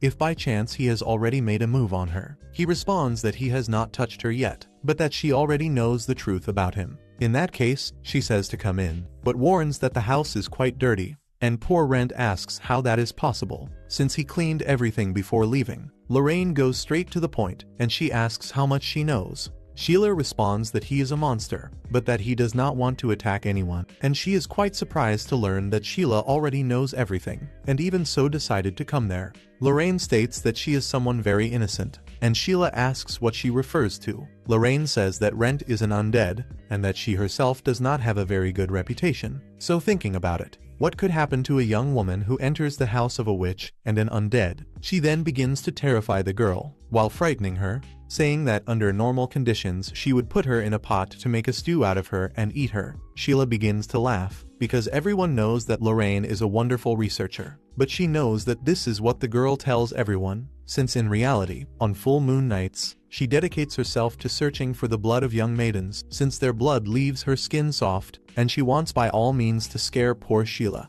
And at that, there is a moment of tension, and Rent observes that Lorraine, despite having her in front of her, does not see Sheila as a person, and will finish her off depending on her answer. But Sheila says that she understands perfectly, and in that case, they decide to have dinner together because it is already late. She looks at Rent's face, as if telling him to go to the kitchen right away. Upon finishing dinner, Sheila mentions that it was not a lie what people said about his food. Everything was delicious. Rent responds that he learned to cook in his homeland, and Lorraine is very glad to have him as a slave, meaning companion, since he cooks, does the housework, and does everything else. All of this for the small price of a few drops of blood. Sheila notices that he is a species of vampire, though of a low rank. Lorraine, curious, asks if they carried out some type of pact, and Rent responds yes, and that she will not reveal his identity. But Sheila alerts them that lately he has been drawing attention, and there are many novice adventurers who disappeared throughout the kingdom, and the guild thinks that it might be a matter of serial kidnappings, because if it had been the monsters, they would at least have left their belongings. Lorraine understands that they are suspecting Rent, because he acts in a very suspicious manner, and Sheila explains that in truth he does not behave as if he were a novice, which makes envious people easily spread rumors. Rent mentions that now the result is that Lorraine is envious of him, and Lorraine warns him that this is not good at all, as he finds himself in a very delicate position. Rent announces that if the situation is that bad, he can stop going to the labyrinth for a while. Sheila asks how much time he is talking about. He responds that he can absent himself for about 3 days or so. Lorraine says that this is nothing, so Rent suggests that it could be 4 days. The next day we see Rena and Laura, who are at the bulletin board looking for some good quest, while Sheila observes them from the second floor. The guildmaster rejoices upon seeing the novices, and mentions to Sheila that he learned that Rent Vivi was also promoted. Sheila responds that his technique and his personality represent no problem, and the guildmaster mentions that speaking of Rent, it has been a long time since he knows about the whereabouts of Rent Fena. He wanted to hire him for the guild when he retired, but he never saw him again. Sheila goes down to attend to some novices, and mentions that the new Rent is also a great adventurer. 4 days later we see that the beautiful Lorraine is resting in the morning, while poor Rent leaves home early to work. She mentions that he must not have gone to the dungeon, since they agreed that he would only go after the matter of the kidnappings was cleared up. But this guy is incapable of staying still without doing anything, which is why he goes in search of his new sword. And while he tests the sword, he says that it turned out excellent, and the blacksmith confesses that he carried out improvements, since he knows all of his habits. With it, he can use both magic and spiritual energy and divinity itself. He asks for Rent to test it, and upon doing so, he observes that Rent now is much stronger than before. His mana has much more power, and upon seeing that his spiritual energy increased, the blacksmith is impressed, but at the moment when he tests his divinity, he is unable to believe that Rent has become so strong in this short time. Even from the logs that he cut with the divinity, new branches sprouted, and he thinks that certainly this is due to some effect of his divinity. Rent is very satisfied with his new sword, but the blacksmith asks how he is capable of using divinity, when it is supposed that this technique is only given by the gods. Rent confesses that a long time ago he repaired an abandoned temple. He only did it because he felt he should do it, and he does not even remember which god the temple belonged to, but he received a blessing after that, and he thinks that probably it was some god of a low rank. Altringer requests that he let him keep those logs, since he is curious to know if they will grow with the divine power. Rent sees no problems with that, and asks if he can continue practicing. The blacksmith Altringer responds that there are no problems, but asks what he intends to do now, since he tested his 3 abilities. Rent confesses that he wants to test his 3 abilities together, and that is madness. The blacksmith places another log for him to practice, and asks if he knows about the fusion of mana and spirit. He explains that it is a technique that brings magic and spiritual techniques to their maximum, allowing them to be used at the same time. The detail is that one needs to be very good at controlling it, because if he fails, his body would explode. But Rent is not going to back down. In any case, an explosion will not be enough to destroy this body, and the blacksmith delivers another new sword so that he can practice with it, since if he breaks it, it will not be a big loss compared to the one he already manufactured. He warns that with that one he will not be able to use divinity, as it is cheaper than his new sword, but he will be able to practice this new method. Upon wielding it, he begins to imbue his mana into the sword to then place spiritual energy into the other. But upon doing this, he feels a great weight across his entire body. He feels as if he were trying to place something into a sword that is already full. He cannot continue enduring it and releases charges of power, completely disintegrating the log. The blacksmith recommends that he not add divinity to what he is trying to do,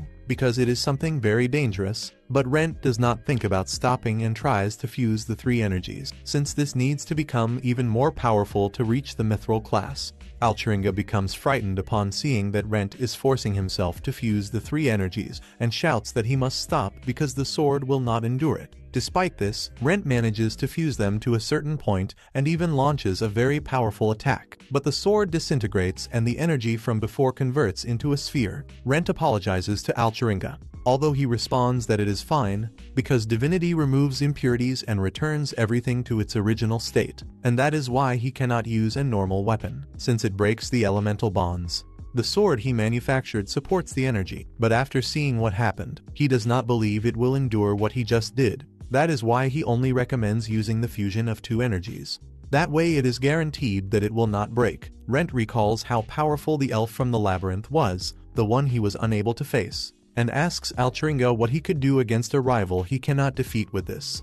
The blacksmith understands that he wants him to make more swords, and the detail is that Rent is not in a very good financial situation, and the blacksmith knows this. A bit later, while walking through the city, Rent thinks that if he truly wants to be of the mithril rank, he will need to obtain good equipment, and for that, he needs a lot of money. At that moment, they encounter the discussion between the adventurer and a youth who wants him to perform a job. The adventurers refuse because they do not want to perform jobs that are not directly linked to the guild, so that they can avoid complications. Rent intervenes in the discussion and gives a silver coin to the bearded man so that he withdraws, leaving him to speak with the youth. The man leaves content, while the boy becomes nervous upon seeing the strange appearance of Rent. He says that he is an adventurer, and that he does not intend to accept his job, but wants to listen to him. The youth requests that he please defeat the Lord of the Lake, and upon hearing this, Rent becomes quite curious. The youth takes him in his cart to the place, but on the way, Rent thinks that both the reward and the job are quite problematic. He recalls the moment when he brought Rinto to Lorraine's house so that he could tell everything.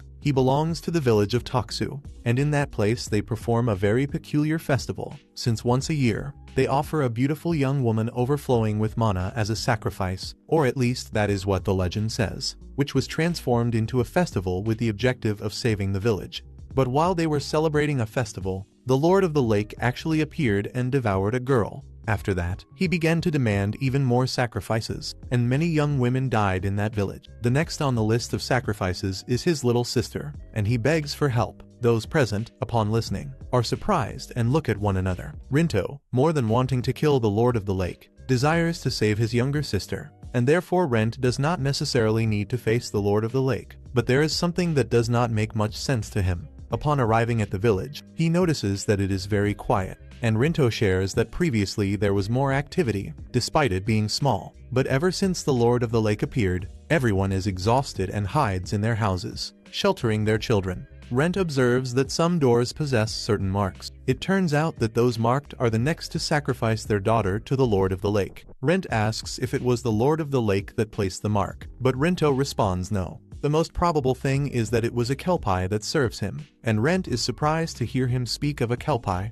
even more so if it is a servant, because they are very powerful monsters. At that moment, his little sister appears, named Eli. She opens the door and her brother introduces Rent, stating, contentedly, that he will take charge of saving her. But she pulls him inside the house, irritated, and reprimands him because she had already told him many times not to keep speaking with strangers. She says that certainly Rent is deceiving him, because he has the appearance of a very eccentric type. Although Rinto mentions that he seems to be a good person, Rent listens to all of this and states that he feels quite uncomfortable. Soon Elise opens the door to express gratitude for him having listened to her foolish brother, but states that the Toksu festival is a very ancient tradition, and he cannot simply request for them to release her. She requests that he take note of what her brother said and leave, but Rent responds that Rinto hired him, and only he has the right to annul the pact. Elise, without further options, states that he can stay at his house, but requests that he not interfere in the festival, because she is glad to be a sacrifice. At night,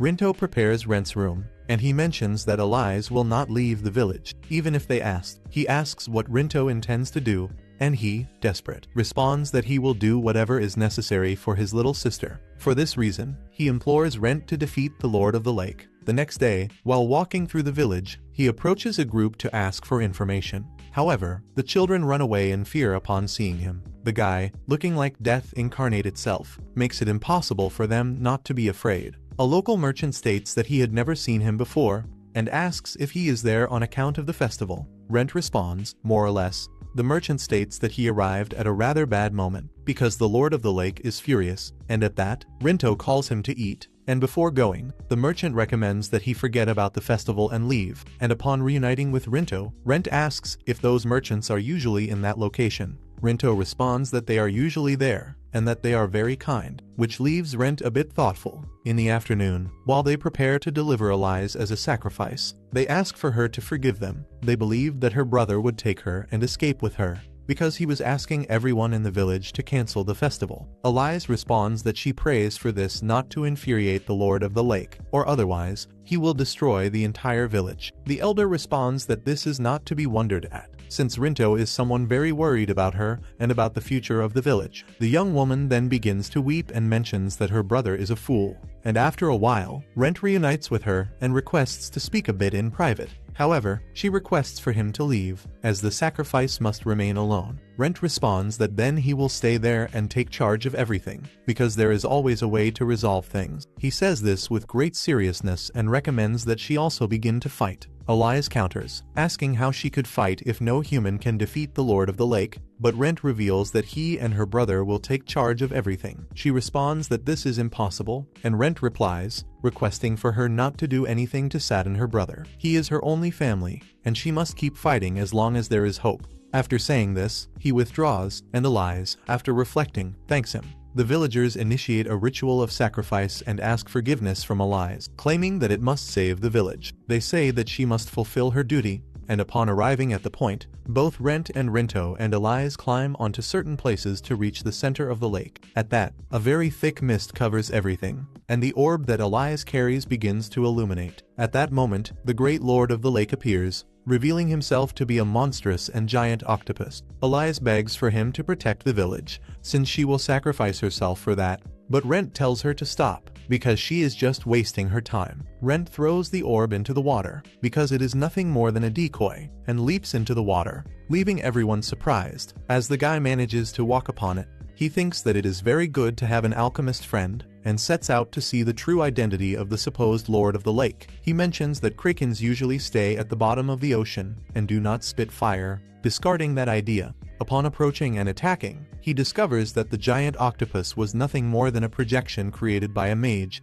while another launched fire spells. He observes that it is the group of merchants, and one of them states that he should have listened when they told him to leave the village. Rent responds that he did not expect the Lord of the Lake to be a fat and ugly merchant, and they begin to attack him. But Rent manages to repel the arrows with great ease, and leaps to the boat to defeat all the bandits. Upon emerging from the mist, he tells the youths that everything is under control, and they ask where that boat came from, and Rent reveals everything that happened in the morning. They recount to the rest of the villagers that that group was posing as the Lord of the Lake and demanding sacrifices. Rent informed them that he noticed something suspicious, because a venerated monster does not usually lose control like that out of nowhere. One of the villagers asks the bandit where the rest of the girls are, but since he does not respond, Rent pressures him, and he confesses that they are alive. The plan was simply to sell them as slaves in other places, and he delivers the location so that they do not kill him. The rest of the villagers run desperately to rescue them, and Rent informs Rinto that with this his job is done. He prepares to leave, and the girl who previously wanted him to depart now tries to prevent his exit. But Rent responds that they are waiting for him in Malt, and he cannot stay to wait. Rinto thanks them for saving the village and his sister, and when he is about to leave, Elias leaps on top of him and gives him a kiss as an expression of gratitude. Rinto asks what on earth she is doing, but she responds that she is merely thanking him, and Rent accepts her gratitude. He heads back to Malt, while thinking that those bandits have no connection to the kidnappings of the city's adventurers. Upon arriving, he informs Lorraine about his mission, and expresses gratitude for the magic object that allowed him to walk upon the water. Although he confesses that he would have liked for the Lord of the Lake to have been real, to be able to examine it, surely it would drop some of its very good items. She mentions that, by the look of it, he stole the heart of a girl in distress, but Rent responds that it was just a thank you, and that she will forget about it sooner or later, as that is how the life of adventurers functions. Lorraine, very serious, responds that the gods should punish him a little, and already at the Adventurers Guild, Rent observes that they are offering a bronze coin as payment for a job, which is practically working for free. However, certainly many will accept, because they do not work only for money. Sometimes they just want to help other people. Although the guild would not accept jobs like defeating the legendary Lord of the Lake, Sheila asks if he obtained something, a good job, but Rent states that she must not worry, thinking that he will go to the labyrinth, as he promised to wait a while. Apparently, nobody wants to accept the poorly remunerated job, since it is practically slave labor, because they must gather a dragon blood flower that blooms in poisonous swamps. Besides the tale that a dragon fell in love with a human woman, and its blood transformed into this flower, and for a copper coin, nobody is crazy enough to get involved in this hornet's nest. Nobody except our dear Rent, who surely is going to accept this quest. Sheila shares that the woman who receives this flower will be loved eternally, although they want to use it to make a medicine, and she reveals that the job is a request from children of an orphanage who need it to be acquired. Upon hearing this, Rent loses no time in accepting this job, since the guy has a very kind heart and there is no way to abandon those little children there. Rent heads to the orphanage, and upon arriving, he notices that everything is worse than he expected. He uses a slime liquid to carry out repairs and decides to knock on the door before committing another error. A little girl receives him and informs him that the director is not available and that he must return later. But upon seeing Rent, she does not like it. He says that he is an adventurer who accepted the job, although the little girl thought that he was a debt collector with that appearance. Upon entering, the little girl requests the rest of the children to behave and informs them that he is an adventurer. They become quite excited and ask if he is someone very strong, but the girl from before reprimands them, because she had already said many times that adventurers are dangerous barbarians and they must maintain their distance from them. She immediately afterward apologizes to Rent because she was not referring to him, but he says that she should not worry, since in reality adventurers usually are quite aggressive and the best thing is to be careful indeed. Rent recommends to the children that they stay away from adults with strange appearances, although he is the least indicated to say that. With this bizarre appearance of his here, I think the children are already going to stay away from him right away. But anyway, the girl apologizes once more and Rent responds that to trust is good. But this means that she grew up very happy. The girl responds that the director is a wonderful woman and Rent says that she can treat him informally, although children must treat adults with formality. But he does not care much. He then states his name and says that he is of the bronze rank, which surprises the girl quite a bit, because she had understood that they sent someone of the iron class. She then introduces herself as Elise, and the one who made the request for the job was her. Rent then goes straight to the point and mentions that the blood flowers are not easy to obtain. They are rarely seen in shops, and the ones that are found are extremely expensive. Despite everything, she needs one, and Rent agrees to help her. But he needs to know everything related to the job, and Elise agrees but requests to keep it a secret. We see then that in reality, the director of the orphanage, named Lillian, is ill, and she thinks that Rent is there to clean the attic of the orphanage, which despite being small, contains some monsters, and she cannot permit the children to place themselves in danger. Rent understands that Elise wants to cure Lillian's ailment, who possesses a disease called malacmula. As a priestess, she can use divinity, but since she is not that strong, each time she uses it, a backlash causes her body to accumulate harmful energy. She will not die immediately, but Elise wants to prevent that from happening. Rent did not know of the existence of this, but Elise recalls that a healer examined her and stated that it was this, and that the cure is only with the blood of a holy maiden or a special medicine. In conclusion, they need the dragon blood flower to create the medicine, and Lillian is not aware of her disease because if she knew, she would probably leave the high priestess in charge and depart from the orphanage. Thinking that her ailment is the will of God, Rent decides to face the task before that occurs, and Elise is surprised because she did not expect anyone to accept the job, and was thinking of becoming an adventurer to obtain it by herself in case nobody helped her. Rent mentions that she would not have time to learn to be an adventurer, since this elderly lady would probably die before that.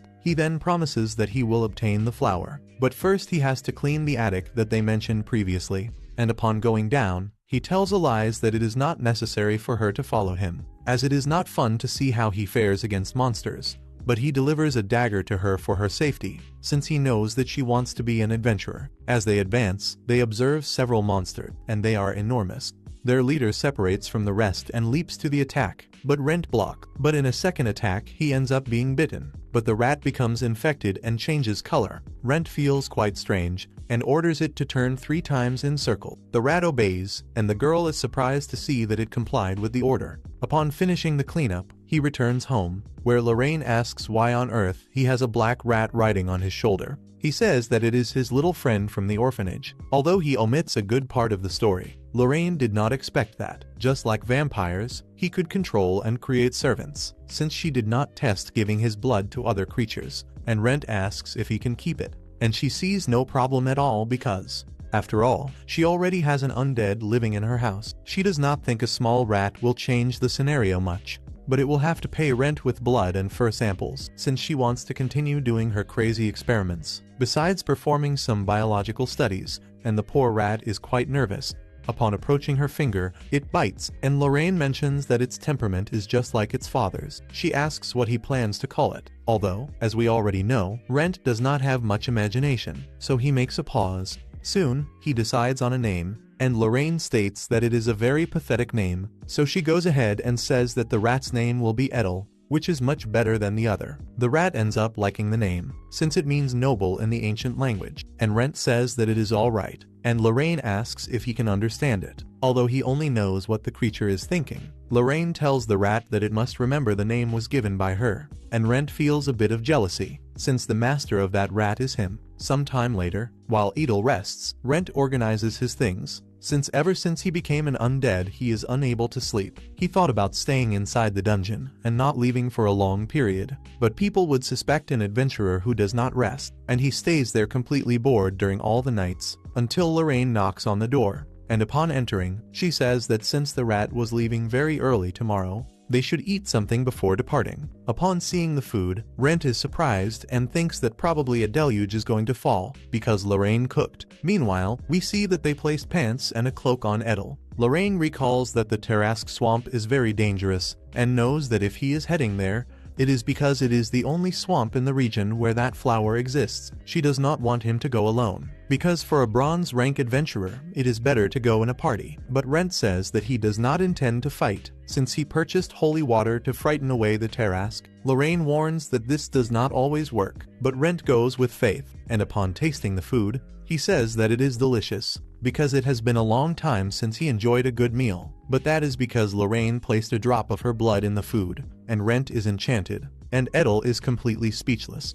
On the following day, Rent heads towards the swamp, and upon arriving, the coachman warns that he can only take him to this point, but will return to pick him up at night if he survives. As he enters, he notices that Edel is also not affected by the poison, although if there is no other option, he will purify it with divinity. In that place there are animals and plants that only appear there, which is why they built a bridge to cross it faster, because nobody wants to step into a poisonous swamp. And upon crossing the bridge he is ambushed by a group of goblins. They are much stronger than the ones in the dungeons, because the wild beasts know that Rent is a group and uses weapons. But with the current strength of our hero, they do not represent any problem. He tells Edel that next time he will also work, because Rent is the master in this relation. Being an undead creature, after all, is not so bad, since the poison does not affect him, and if he could change his physical form, he would not mind staying like this forever. But right then he steps on a broken board and falls into the swamp. He observes that that rat, completely shameless, jumped and left him all alone, so he is attacked by a sea monster, while the arrogant Edel merely watches from a distance, while enjoying some nuts. This rat here is far too cunning, and upon finishing, Rent wonders if all the servants of vampires are like this. Meanwhile, Sheila goes to eat at Lorraine's house and is startled to learn that she placed blood in the food. Lorraine confesses that it was only a drop and in Rent's cup, and Sheila counts that at the guild they know what happened in Toxo, since they began to transfer those evil merchants from before. But no matter how much they asked the villagers, they refused to give the names of the adventurers who helped them. Lorraine says that this is why she wanted to speak with her instead of Rent, because she knows that he would not wish to speak with the guild, and she explains that Rent, despite being a hero, feels that they would suspect him in the exact same way. And when speaking about the kidnappings and about so many unexpected things that he does, in reality he thinks things through very well. And Lorraine knows this because she has known him for a very long time. And Sheila asks if that being the case, she must know the reason why he desperately wants to become a mithril class adventurer. Lorraine responds that she does not know, because Rent never spoke about this topic with her. Despite this, adventurers do not ask about the past of one another. She does not want to get involved anymore, but she already knows Sheila. She asks if Lorraine is not worried about him, because in the work that he is currently doing, he is possibly going to face a Tarrasque. Lorraine mentions that she finds it curious that the guild insists that they accept only jobs in accordance with their strength, and Sheila responds that they already evaluated him before. But she cannot help but worry. Lorraine says that she has to be calmer, because she trusts the opinion of the professionals at the guild, and knows that Rent will emerge victorious from his battle. However, Rent is running for his life, because the holy water that he bought did not work, so he is pursued by an enormous Tarrasque. Until arriving at a cliff, he has no other option but to fight, and the Tarrasque attacks him with poison, but it has no effect, and Rent strikes it with his sword. But the armor of the creature is far too strong, and he feels that he cannot defeat it with only his mana. He combines his mana with spiritual energy, but that also does not work. However, at that moment, Edel leaps to the attack, and Rent is completely shocked. He is seeing that little rat using its divinity, and Edel enters the inside of the Tarrasque and attacks it from within. However, the monster spits him out, and Rent rebukes him for using his divinity without permission. Nevertheless, at least that gave him an idea.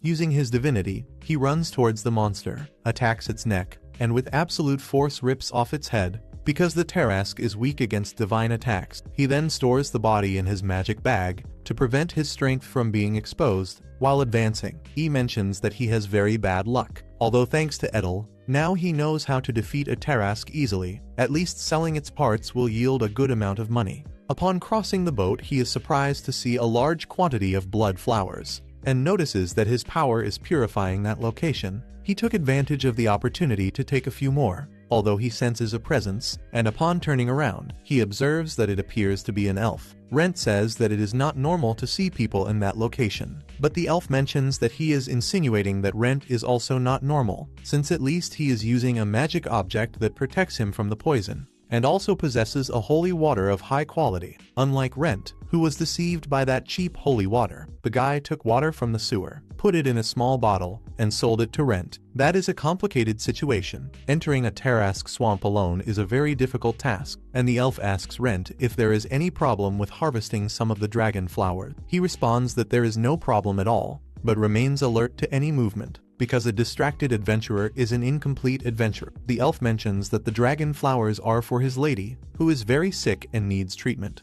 and he says that although he wished to stay and care for her, he cannot, since he must harvest the flowers. However, he is lucky to meet him, because they can request commissions for these flowers. He asks what his name is, and Rent introduces himself, informing that he is a bronze rank adventurer, and astonishes the poor elf, since he must be very strong to start in this swamp. A simple bronze adventurer would not be able to do it, and the elf introduces himself as Isaac, and says that he would love to rely on him for future commissions involving these flowers, since his lady needs them. Shortly after, he says goodbye, and a bit later, already in the city, Rent lies to the carriage driver, speaking that in reality he is not a bronze rank adventurer, but rather of mithril class, and he uses his magic bag to conceal himself, which completely surprises the coachman. He requests that on the next shift, he hire him again, and he will guarantee a good discount. Upon arriving at the guild, he returns the magic bag to Sheila, and asks her to separate the creature into parts and sell it quickly, and she is greatly surprised upon realizing that he defeated a Tarrasque all by himself. Rent asks her to keep it a secret, because there are many adventurers present, but he had already drawn the attention of everyone. They try to be more discreet, and the two of them go together to see the butcher, to sell the complete body of the Tarrasque. Upon arriving, Rent shows the monster, leaving the butcher surprised to see that it is a very large specimen, and most importantly, it was killed with a single blow. Furthermore, it is in excellent condition and fresh, due to the large amount of poison that was expelled. Rent asks if it can be sold at a good price, and the butcher responds that it is worth a lot, while she is astonished by the power that Rent managed to acquire, since now he is simply capable of defeating a monster of this magnitude alone, and she is very proud of his advancement, and is certain that he will become even stronger. Upon leaving, Rent mentions that he will return to the orphanage, and expresses gratitude for her having accompanied him until so late. But before they separate, Sheila congratulates him for having become so strong, because with his current strength, she feels that he could be a silver rank adventurer, which leaves Rent thoughtful. To him, it is very strange to be someone so strong, but still, having to admit that he is strong, he feels strange, since all of this is possible thanks to the fact that he is an undead creature. He wishes in this manner to return to being human, but thinks that this could cause him to lose his strength and return to being how he was before. which makes him feel insecure about what he truly desires. On the following day, our dear Rent goes to the orphanage to deliver the flowers, but when he tries to knock on the door, the handle breaks once again, although it is nothing that slime super glue cannot solve. At that moment, Elias arrives and asks how everything is going, and is surprised to perceive that Rent has already completed the job. A bit later, everyone gathers and becomes emotional, since it is very rare to see these flowers so well prepared, due to the fact that the monster of the swamp does not allow humans to manage to harvest them with such an excellent preparation. Wilfred, the healer, and Norm, the herbalist, are happy and impressed by the high quality of the flowers, so much so that they will be able to produce a medicine to cure the epidemic very quickly. Norm asks Elias if he can keep some flowers in case there are any left over, since he desires to utilize them to help more people. She responds that there is no problem at all, but Rent intervenes, asking if they want more of those flowers, and the youth responds that obviously yes, and they could help many. Rent hands over several and asks if that is sufficient. The young men cannot believe that Rent possesses so many flowers, but they say that there is no way to pay for them. But Rent speaks that payment is not necessary, but hopes that they use them wisely. The youth say that they are eternally grateful, because with this they will be able to save many lives. Although they have no way to pay, they promise to help him with anything that he needs in the future. In this other scene, we see how Rent is finalizing the mission, and Elias finishes filling out the form, and she is very grateful, because if it were not for him, she would have had to become an adventurer and gone out in search of the flower, although most probably it would have been useless, and she would lose her life on the way. But now, thanks to him, she is even more motivated to become an adventurer, just like him, to be able to help people. She mentions that she has nothing with which she can help him, but Rent says that it is true, because even he requires help on several occasions, and when he needs assistance, he will definitely look for her. At that moment, his little rat Edel arrives and informs him of everything. Rent then warns Elias that Edel's pack will protect her from the small monsters that appear in the attic, and she is very content and happy, expressing gratitude for all his help. Rent mentions that if she wishes to become an adventurer, it is best that she begins to train right away. At the Adventurers Guild, Elias takes classes, and including himself, he can give her some training when he has nothing to do. He also advises her to train in magic. However, Elias responds that the problem is the money, since she does not count on the necessary resources. Training only with the sword is already expensive, and now with magic, it will cost an arm and a leg. She feels that she will have to discard this idea, but our dear hero offers Lorraine, and without her permission, he already places her to train, because according to him, she has nothing better to do. But Elias does not like the idea very much, since that would be abusing goodwill, and Rent proposes to lend the money without interest, and when she becomes an adventurer, she will be able to return it. So Elias accepts, but on the condition of paying him with interest, and Rent returns to Lorraine's house, where he relates everything that happened. She is very irritated, since now, against her will, she is going to have an apprentice. He always says that she is not doing anything, when she speaks the truth, and Rent apologizes, and responds that in reality, it is that he does not understand nor talk much with young girls. But Lorraine speaks that she is a young girl, and that he knows her very well, and Rent insists that he does not speak with young girls, and Lorraine emphasizes again, asking if by chance he is not seeing it. He does not catch the hint, and continues insisting, and Lorraine, infuriated, prepares to cast a spell on him, while Rent, dying of pain, attempts a more flirtatious approach. But Lorraine remains angry, for thinking that he gave up on all women. But Rent is clever, so he speaks that this is not true. He only said what he thought of her, causing Lorraine to blush, and wondering if he really said what he thought, or if he only said it to escape the situation. And yes, she is basically falling in love with him. And on the following day, Rent goes to the Adventurers Guild, where our hero is received by Sheila, who speaks once more, to hurry to speak in private, since she has something very important to comment with him. She then reveals that they gave him a commission on behalf of the latter family, and this ends up completely disconcerting our dear Rent, since he does not know anyone from that family. Or so he believes, since this letter was written by Isaac, the fellow he met back in the swamp, and who, as it appears, is a servant of the latter family. The job is directed specifically to him. But Sheila relates that the Latters are a family that, despite not being of the nobility, is very ancient, and has a very large influence within the city of Malt, and that ordinary people like her do not usually know much about them, due to how reserved they can be. In fact, to each new chief of the guild, it is emphasized not to offend the latter family. She recommends to Rent that he not refuse their jobs, although Rent did not think of refusing, despite being a danger, they discovering his truth. After all, if his appearance had bothered Isaac, he would not have sent another job in the first place. Rent ends up accepting the task, and meanwhile, back at the orphanage, we see that they revealed to the person in charge that she suffers from a disease called macula, and she already knew, and without hesitating, she warns that she will call the church to send a replacement. But that will not be necessary, since they possess a medicine that will clean the impurities from her whole body. But she refuses, because the medicine is excessively expensive. But Elias speaks, crying not to worry about the money. This causes her to think that it was Wilfred who harvested the flower, although he responds that this would be impossible for him, and both explain that an adventurer accepted the mission to bring the flower for only 1 copper coin, and all of this was thanks to Elias. The director understands that the adventurer who took charge of everything was Rent, who supposedly had to only clean the attic. For his part, Rent arrives at the house of the latter family and greets the guard at the entrance, asking for Isaac. He responds that he is located inside the house and recommends going with caution when he goes to cross the labyrinth. Rent asks if it is really necessary to cross it, since he is in that place for work and finds it very strange. But the guard responds that it is through there that he must pass to reach the mansion. And Rent is very intelligent and already asks for a map. But the guard speaks that this will be of no use to him, since this is an object created with a magic artifact, which causes it to change its path from time to time, making possessing a map useless. Rent is surprised and asks if this is possible, and the guard responds that the heads of the latter family like to collect incredible magic objects, and that they created that labyrinth with these objects. Rent does not like the idea of having to cross because of a hobby of those people, but the guard convinces him to enter, since there is a good reward if he manages to cross the labyrinth and reach the mansion,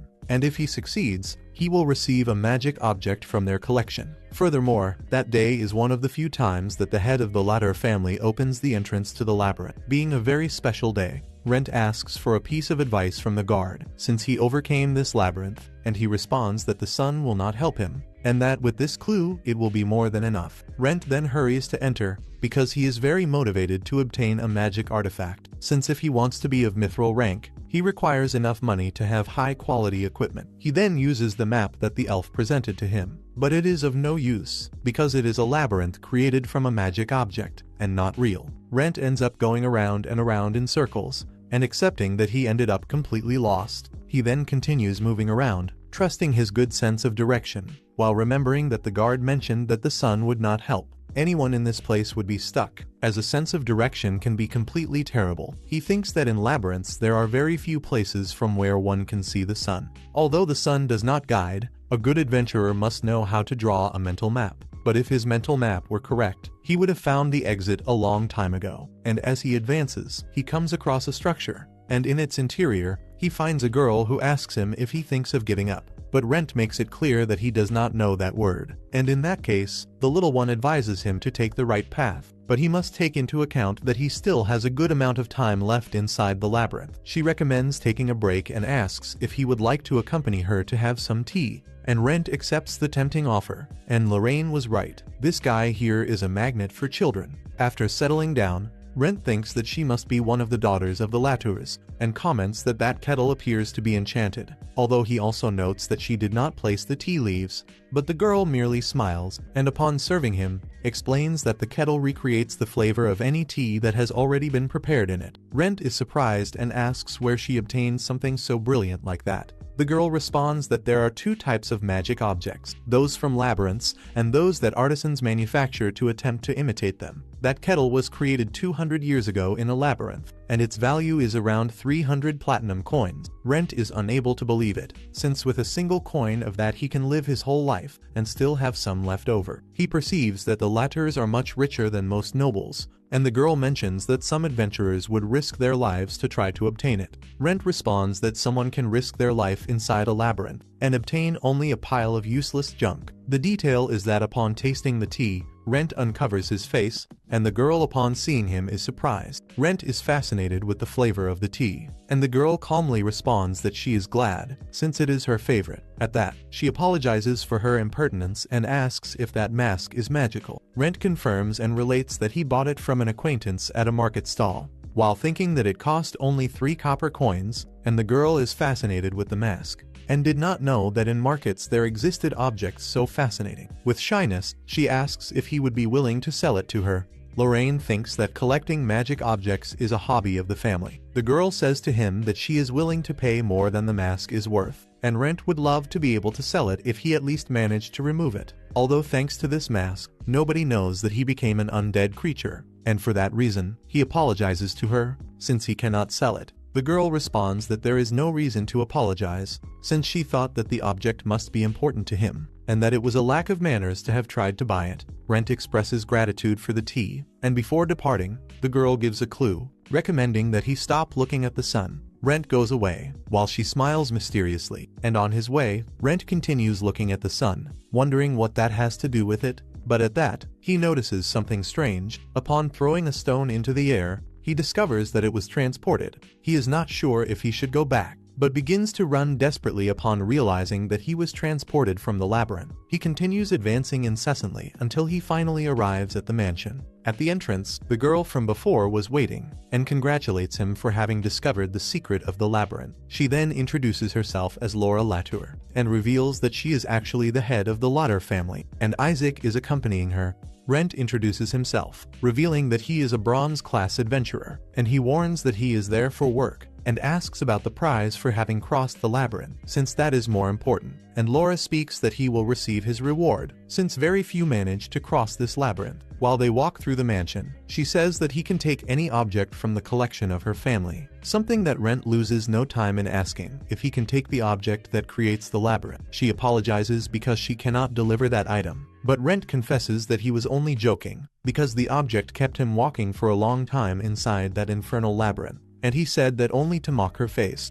And Laura responds that he is someone quite fascinating. While they descend the stairs to the room of objects, she mentions that those manufactured by human hands are the most stable. However, humans are only capable of creating simple objects, like those lights. Rent feels that she is someone as mysterious as a labyrinth, and upon arriving at the room he is impressed to see that it possesses too many items. Laura mentions that it is a mystery how labyrinths appear, and the reason for their existence. Nobody has found this answer, and the same occurs with the objects. Before, she mentioned that some were junk and that people did not know how to use them, and for that reason, she throws an object to him, and Rent asks what that thing is. Although she also does not know, when she throws that, it begins to jump without stopping. Rent asks why she collects all of that, and she responds that it is because she wants to. Rent asks about another object, and Laura mentions that they are like the airships of the West, which transport people and function on steam, because that is a small model that functions with mana, and can be controlled with that. When testing it, Rent is enchanted,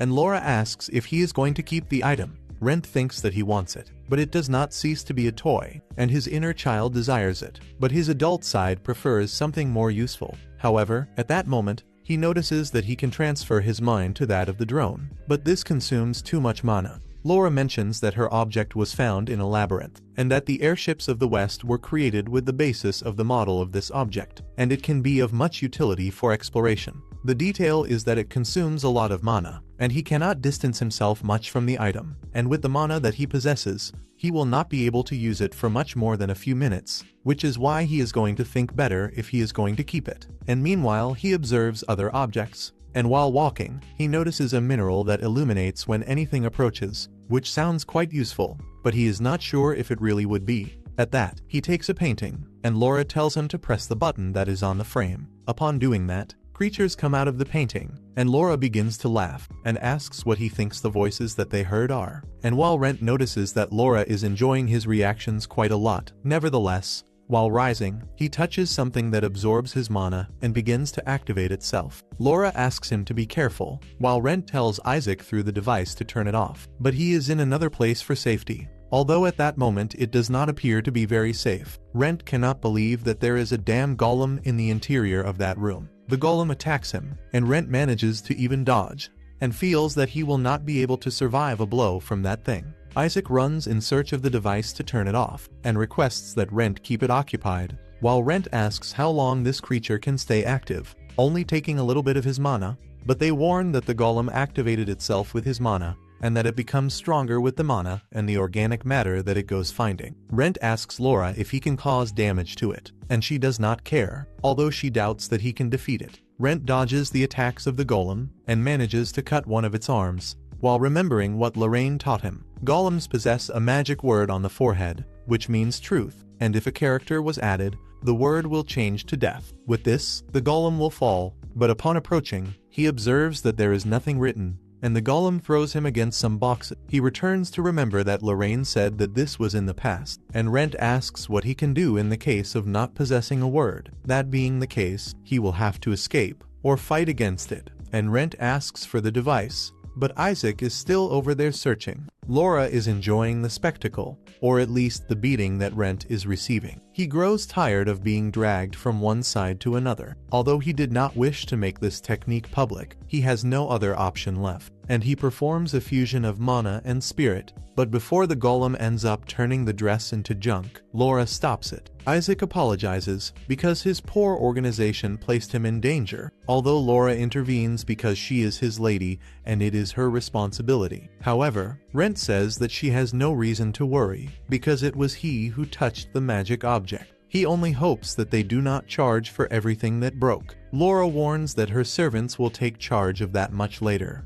and asks which object he thinks of choosing. Rent responds that he wants to continue observing more items, and while walking, he notices a shelf with objects left by monsters. They are not magic objects, but they serve to make weapons and medicine. At that, Rent senses a very strong scent, and feels an ecstasy upon seeing a flask. Laura asks if that catches his attention, and reveals that it is vampire blood. Rent is totally focused on this object, and Laura mentions that according to what they say, if someone drank vampire blood, they would end up becoming one. But that this is nothing more than a rumor, since there are several records of people who drank blood and most only went mad and died. The few who survived became incapacitated, and Rent asks if she believes that nobody has become a vampire, although it is not something that one goes around shouting to the four winds, since they would certainly kill them immediately, and surely they are only rumors. But rumors are more than enough for whoever desires to achieve eternal life, and she could sell it for a fortune to some crazy aristocrat. And I thought,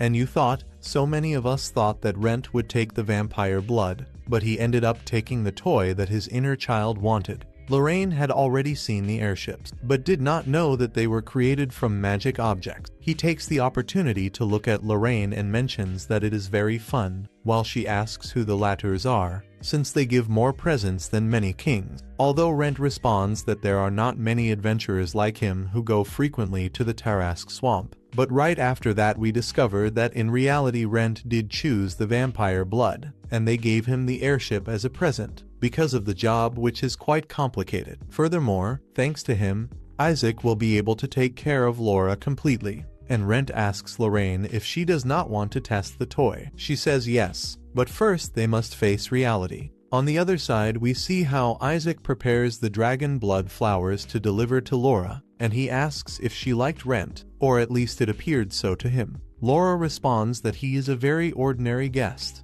and that he excited her quite a lot, and Isaac responds that this is not bad, but that now she must rest. On the other side, Lorraine asks Rent if he thinks that that vampire blood is real, and he is completely sure, since he could feel it when he saw it, and if he drinks it, it might be that something changes in him. Lorraine asks if he is sure that he wants to do this, since Laura says that whoever drinks this vampire blood ends up with a horrible end. Rent is a bit undecided, and confesses that he has a bit of dread and fear, but he knows that he needs this blood to be able to evolve, and his body is asking for it. His vision then begins to turn red in that manner, and although it could be that his undead body managed to endure, she is not sure and wants him not to run this risk. She prefers that he continue as an undead creature eternally, but knows that this is not what he wants, because although he has no talent and it takes very many years, he yearns for the moment of becoming a mithril rank adventurer. Rent observes the blood and his eyes change shape, and at that Lorraine begins to think, and Rent asks what happened. She responds that she had only related what Sheila asked the last time. Rent requests that she tell him,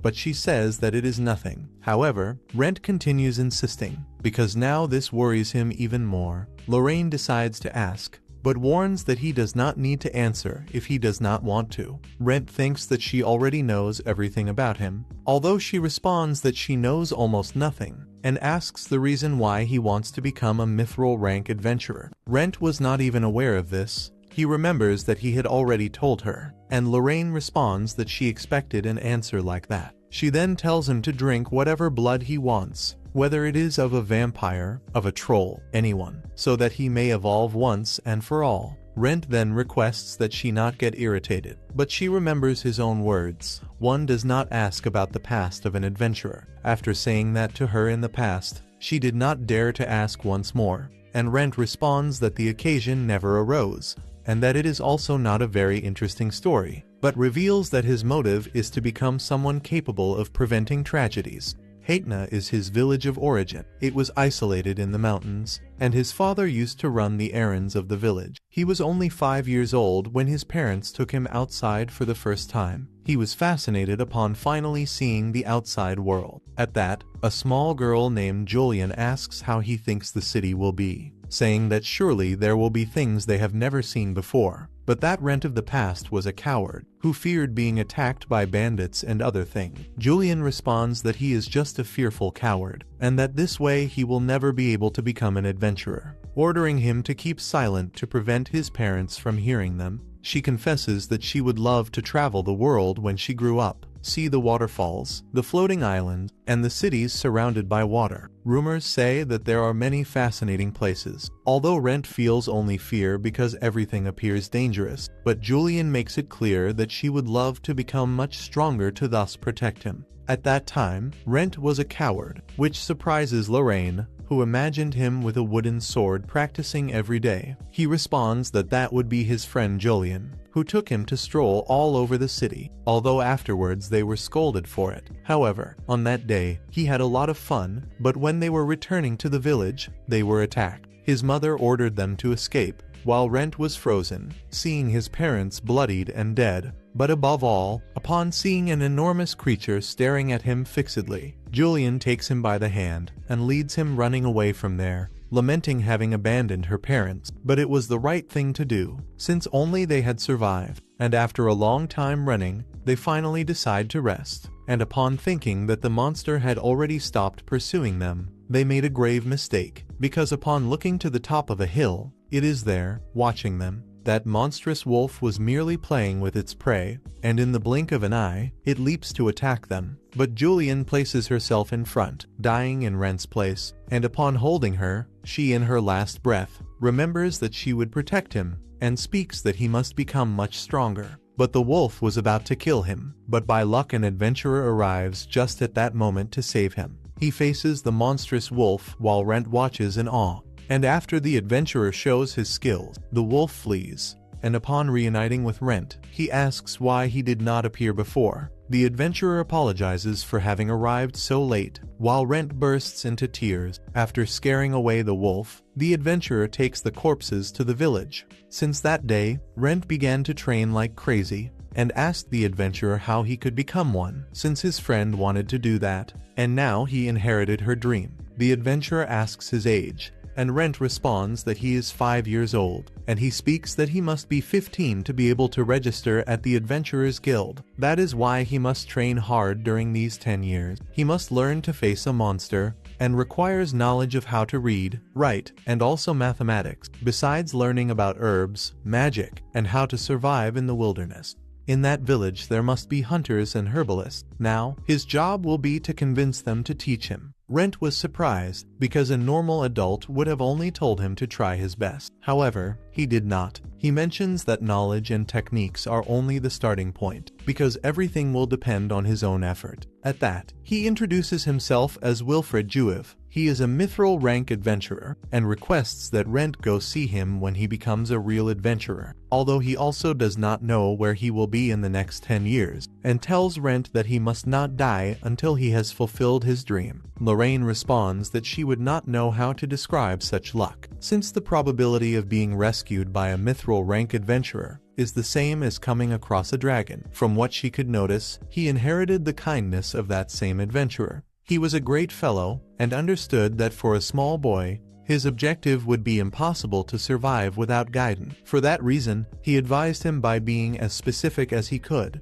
Rent confesses that this is his reason, because when he reaches mithril rank, just like Wilfred, he will return in search of that wolf. The detail is that 20 years have already passed, and he has not moved past the bronze class. He is afraid of dying if he drinks the blood, but do not think of giving up. Lorraine responds that she already knew he was only pretending to have doubts, because she knows very well the type of person he is, and knows that he will never back down. But he must not worry, because if he dies, she will bury him properly. Rent requests that she burn him in case he goes mad, but she desires that nothing bad happens. So Rent drinks all the blood, and everything goes well for now. Lorraine already becomes all cheerful, thinking that in reality, this blood was fake. But suddenly the effect of the blood activates, and Rent feels suffocated by a great power. He vomits and falls to the floor, while screaming from the unbearable pain. Lorraine watches startled and with fear,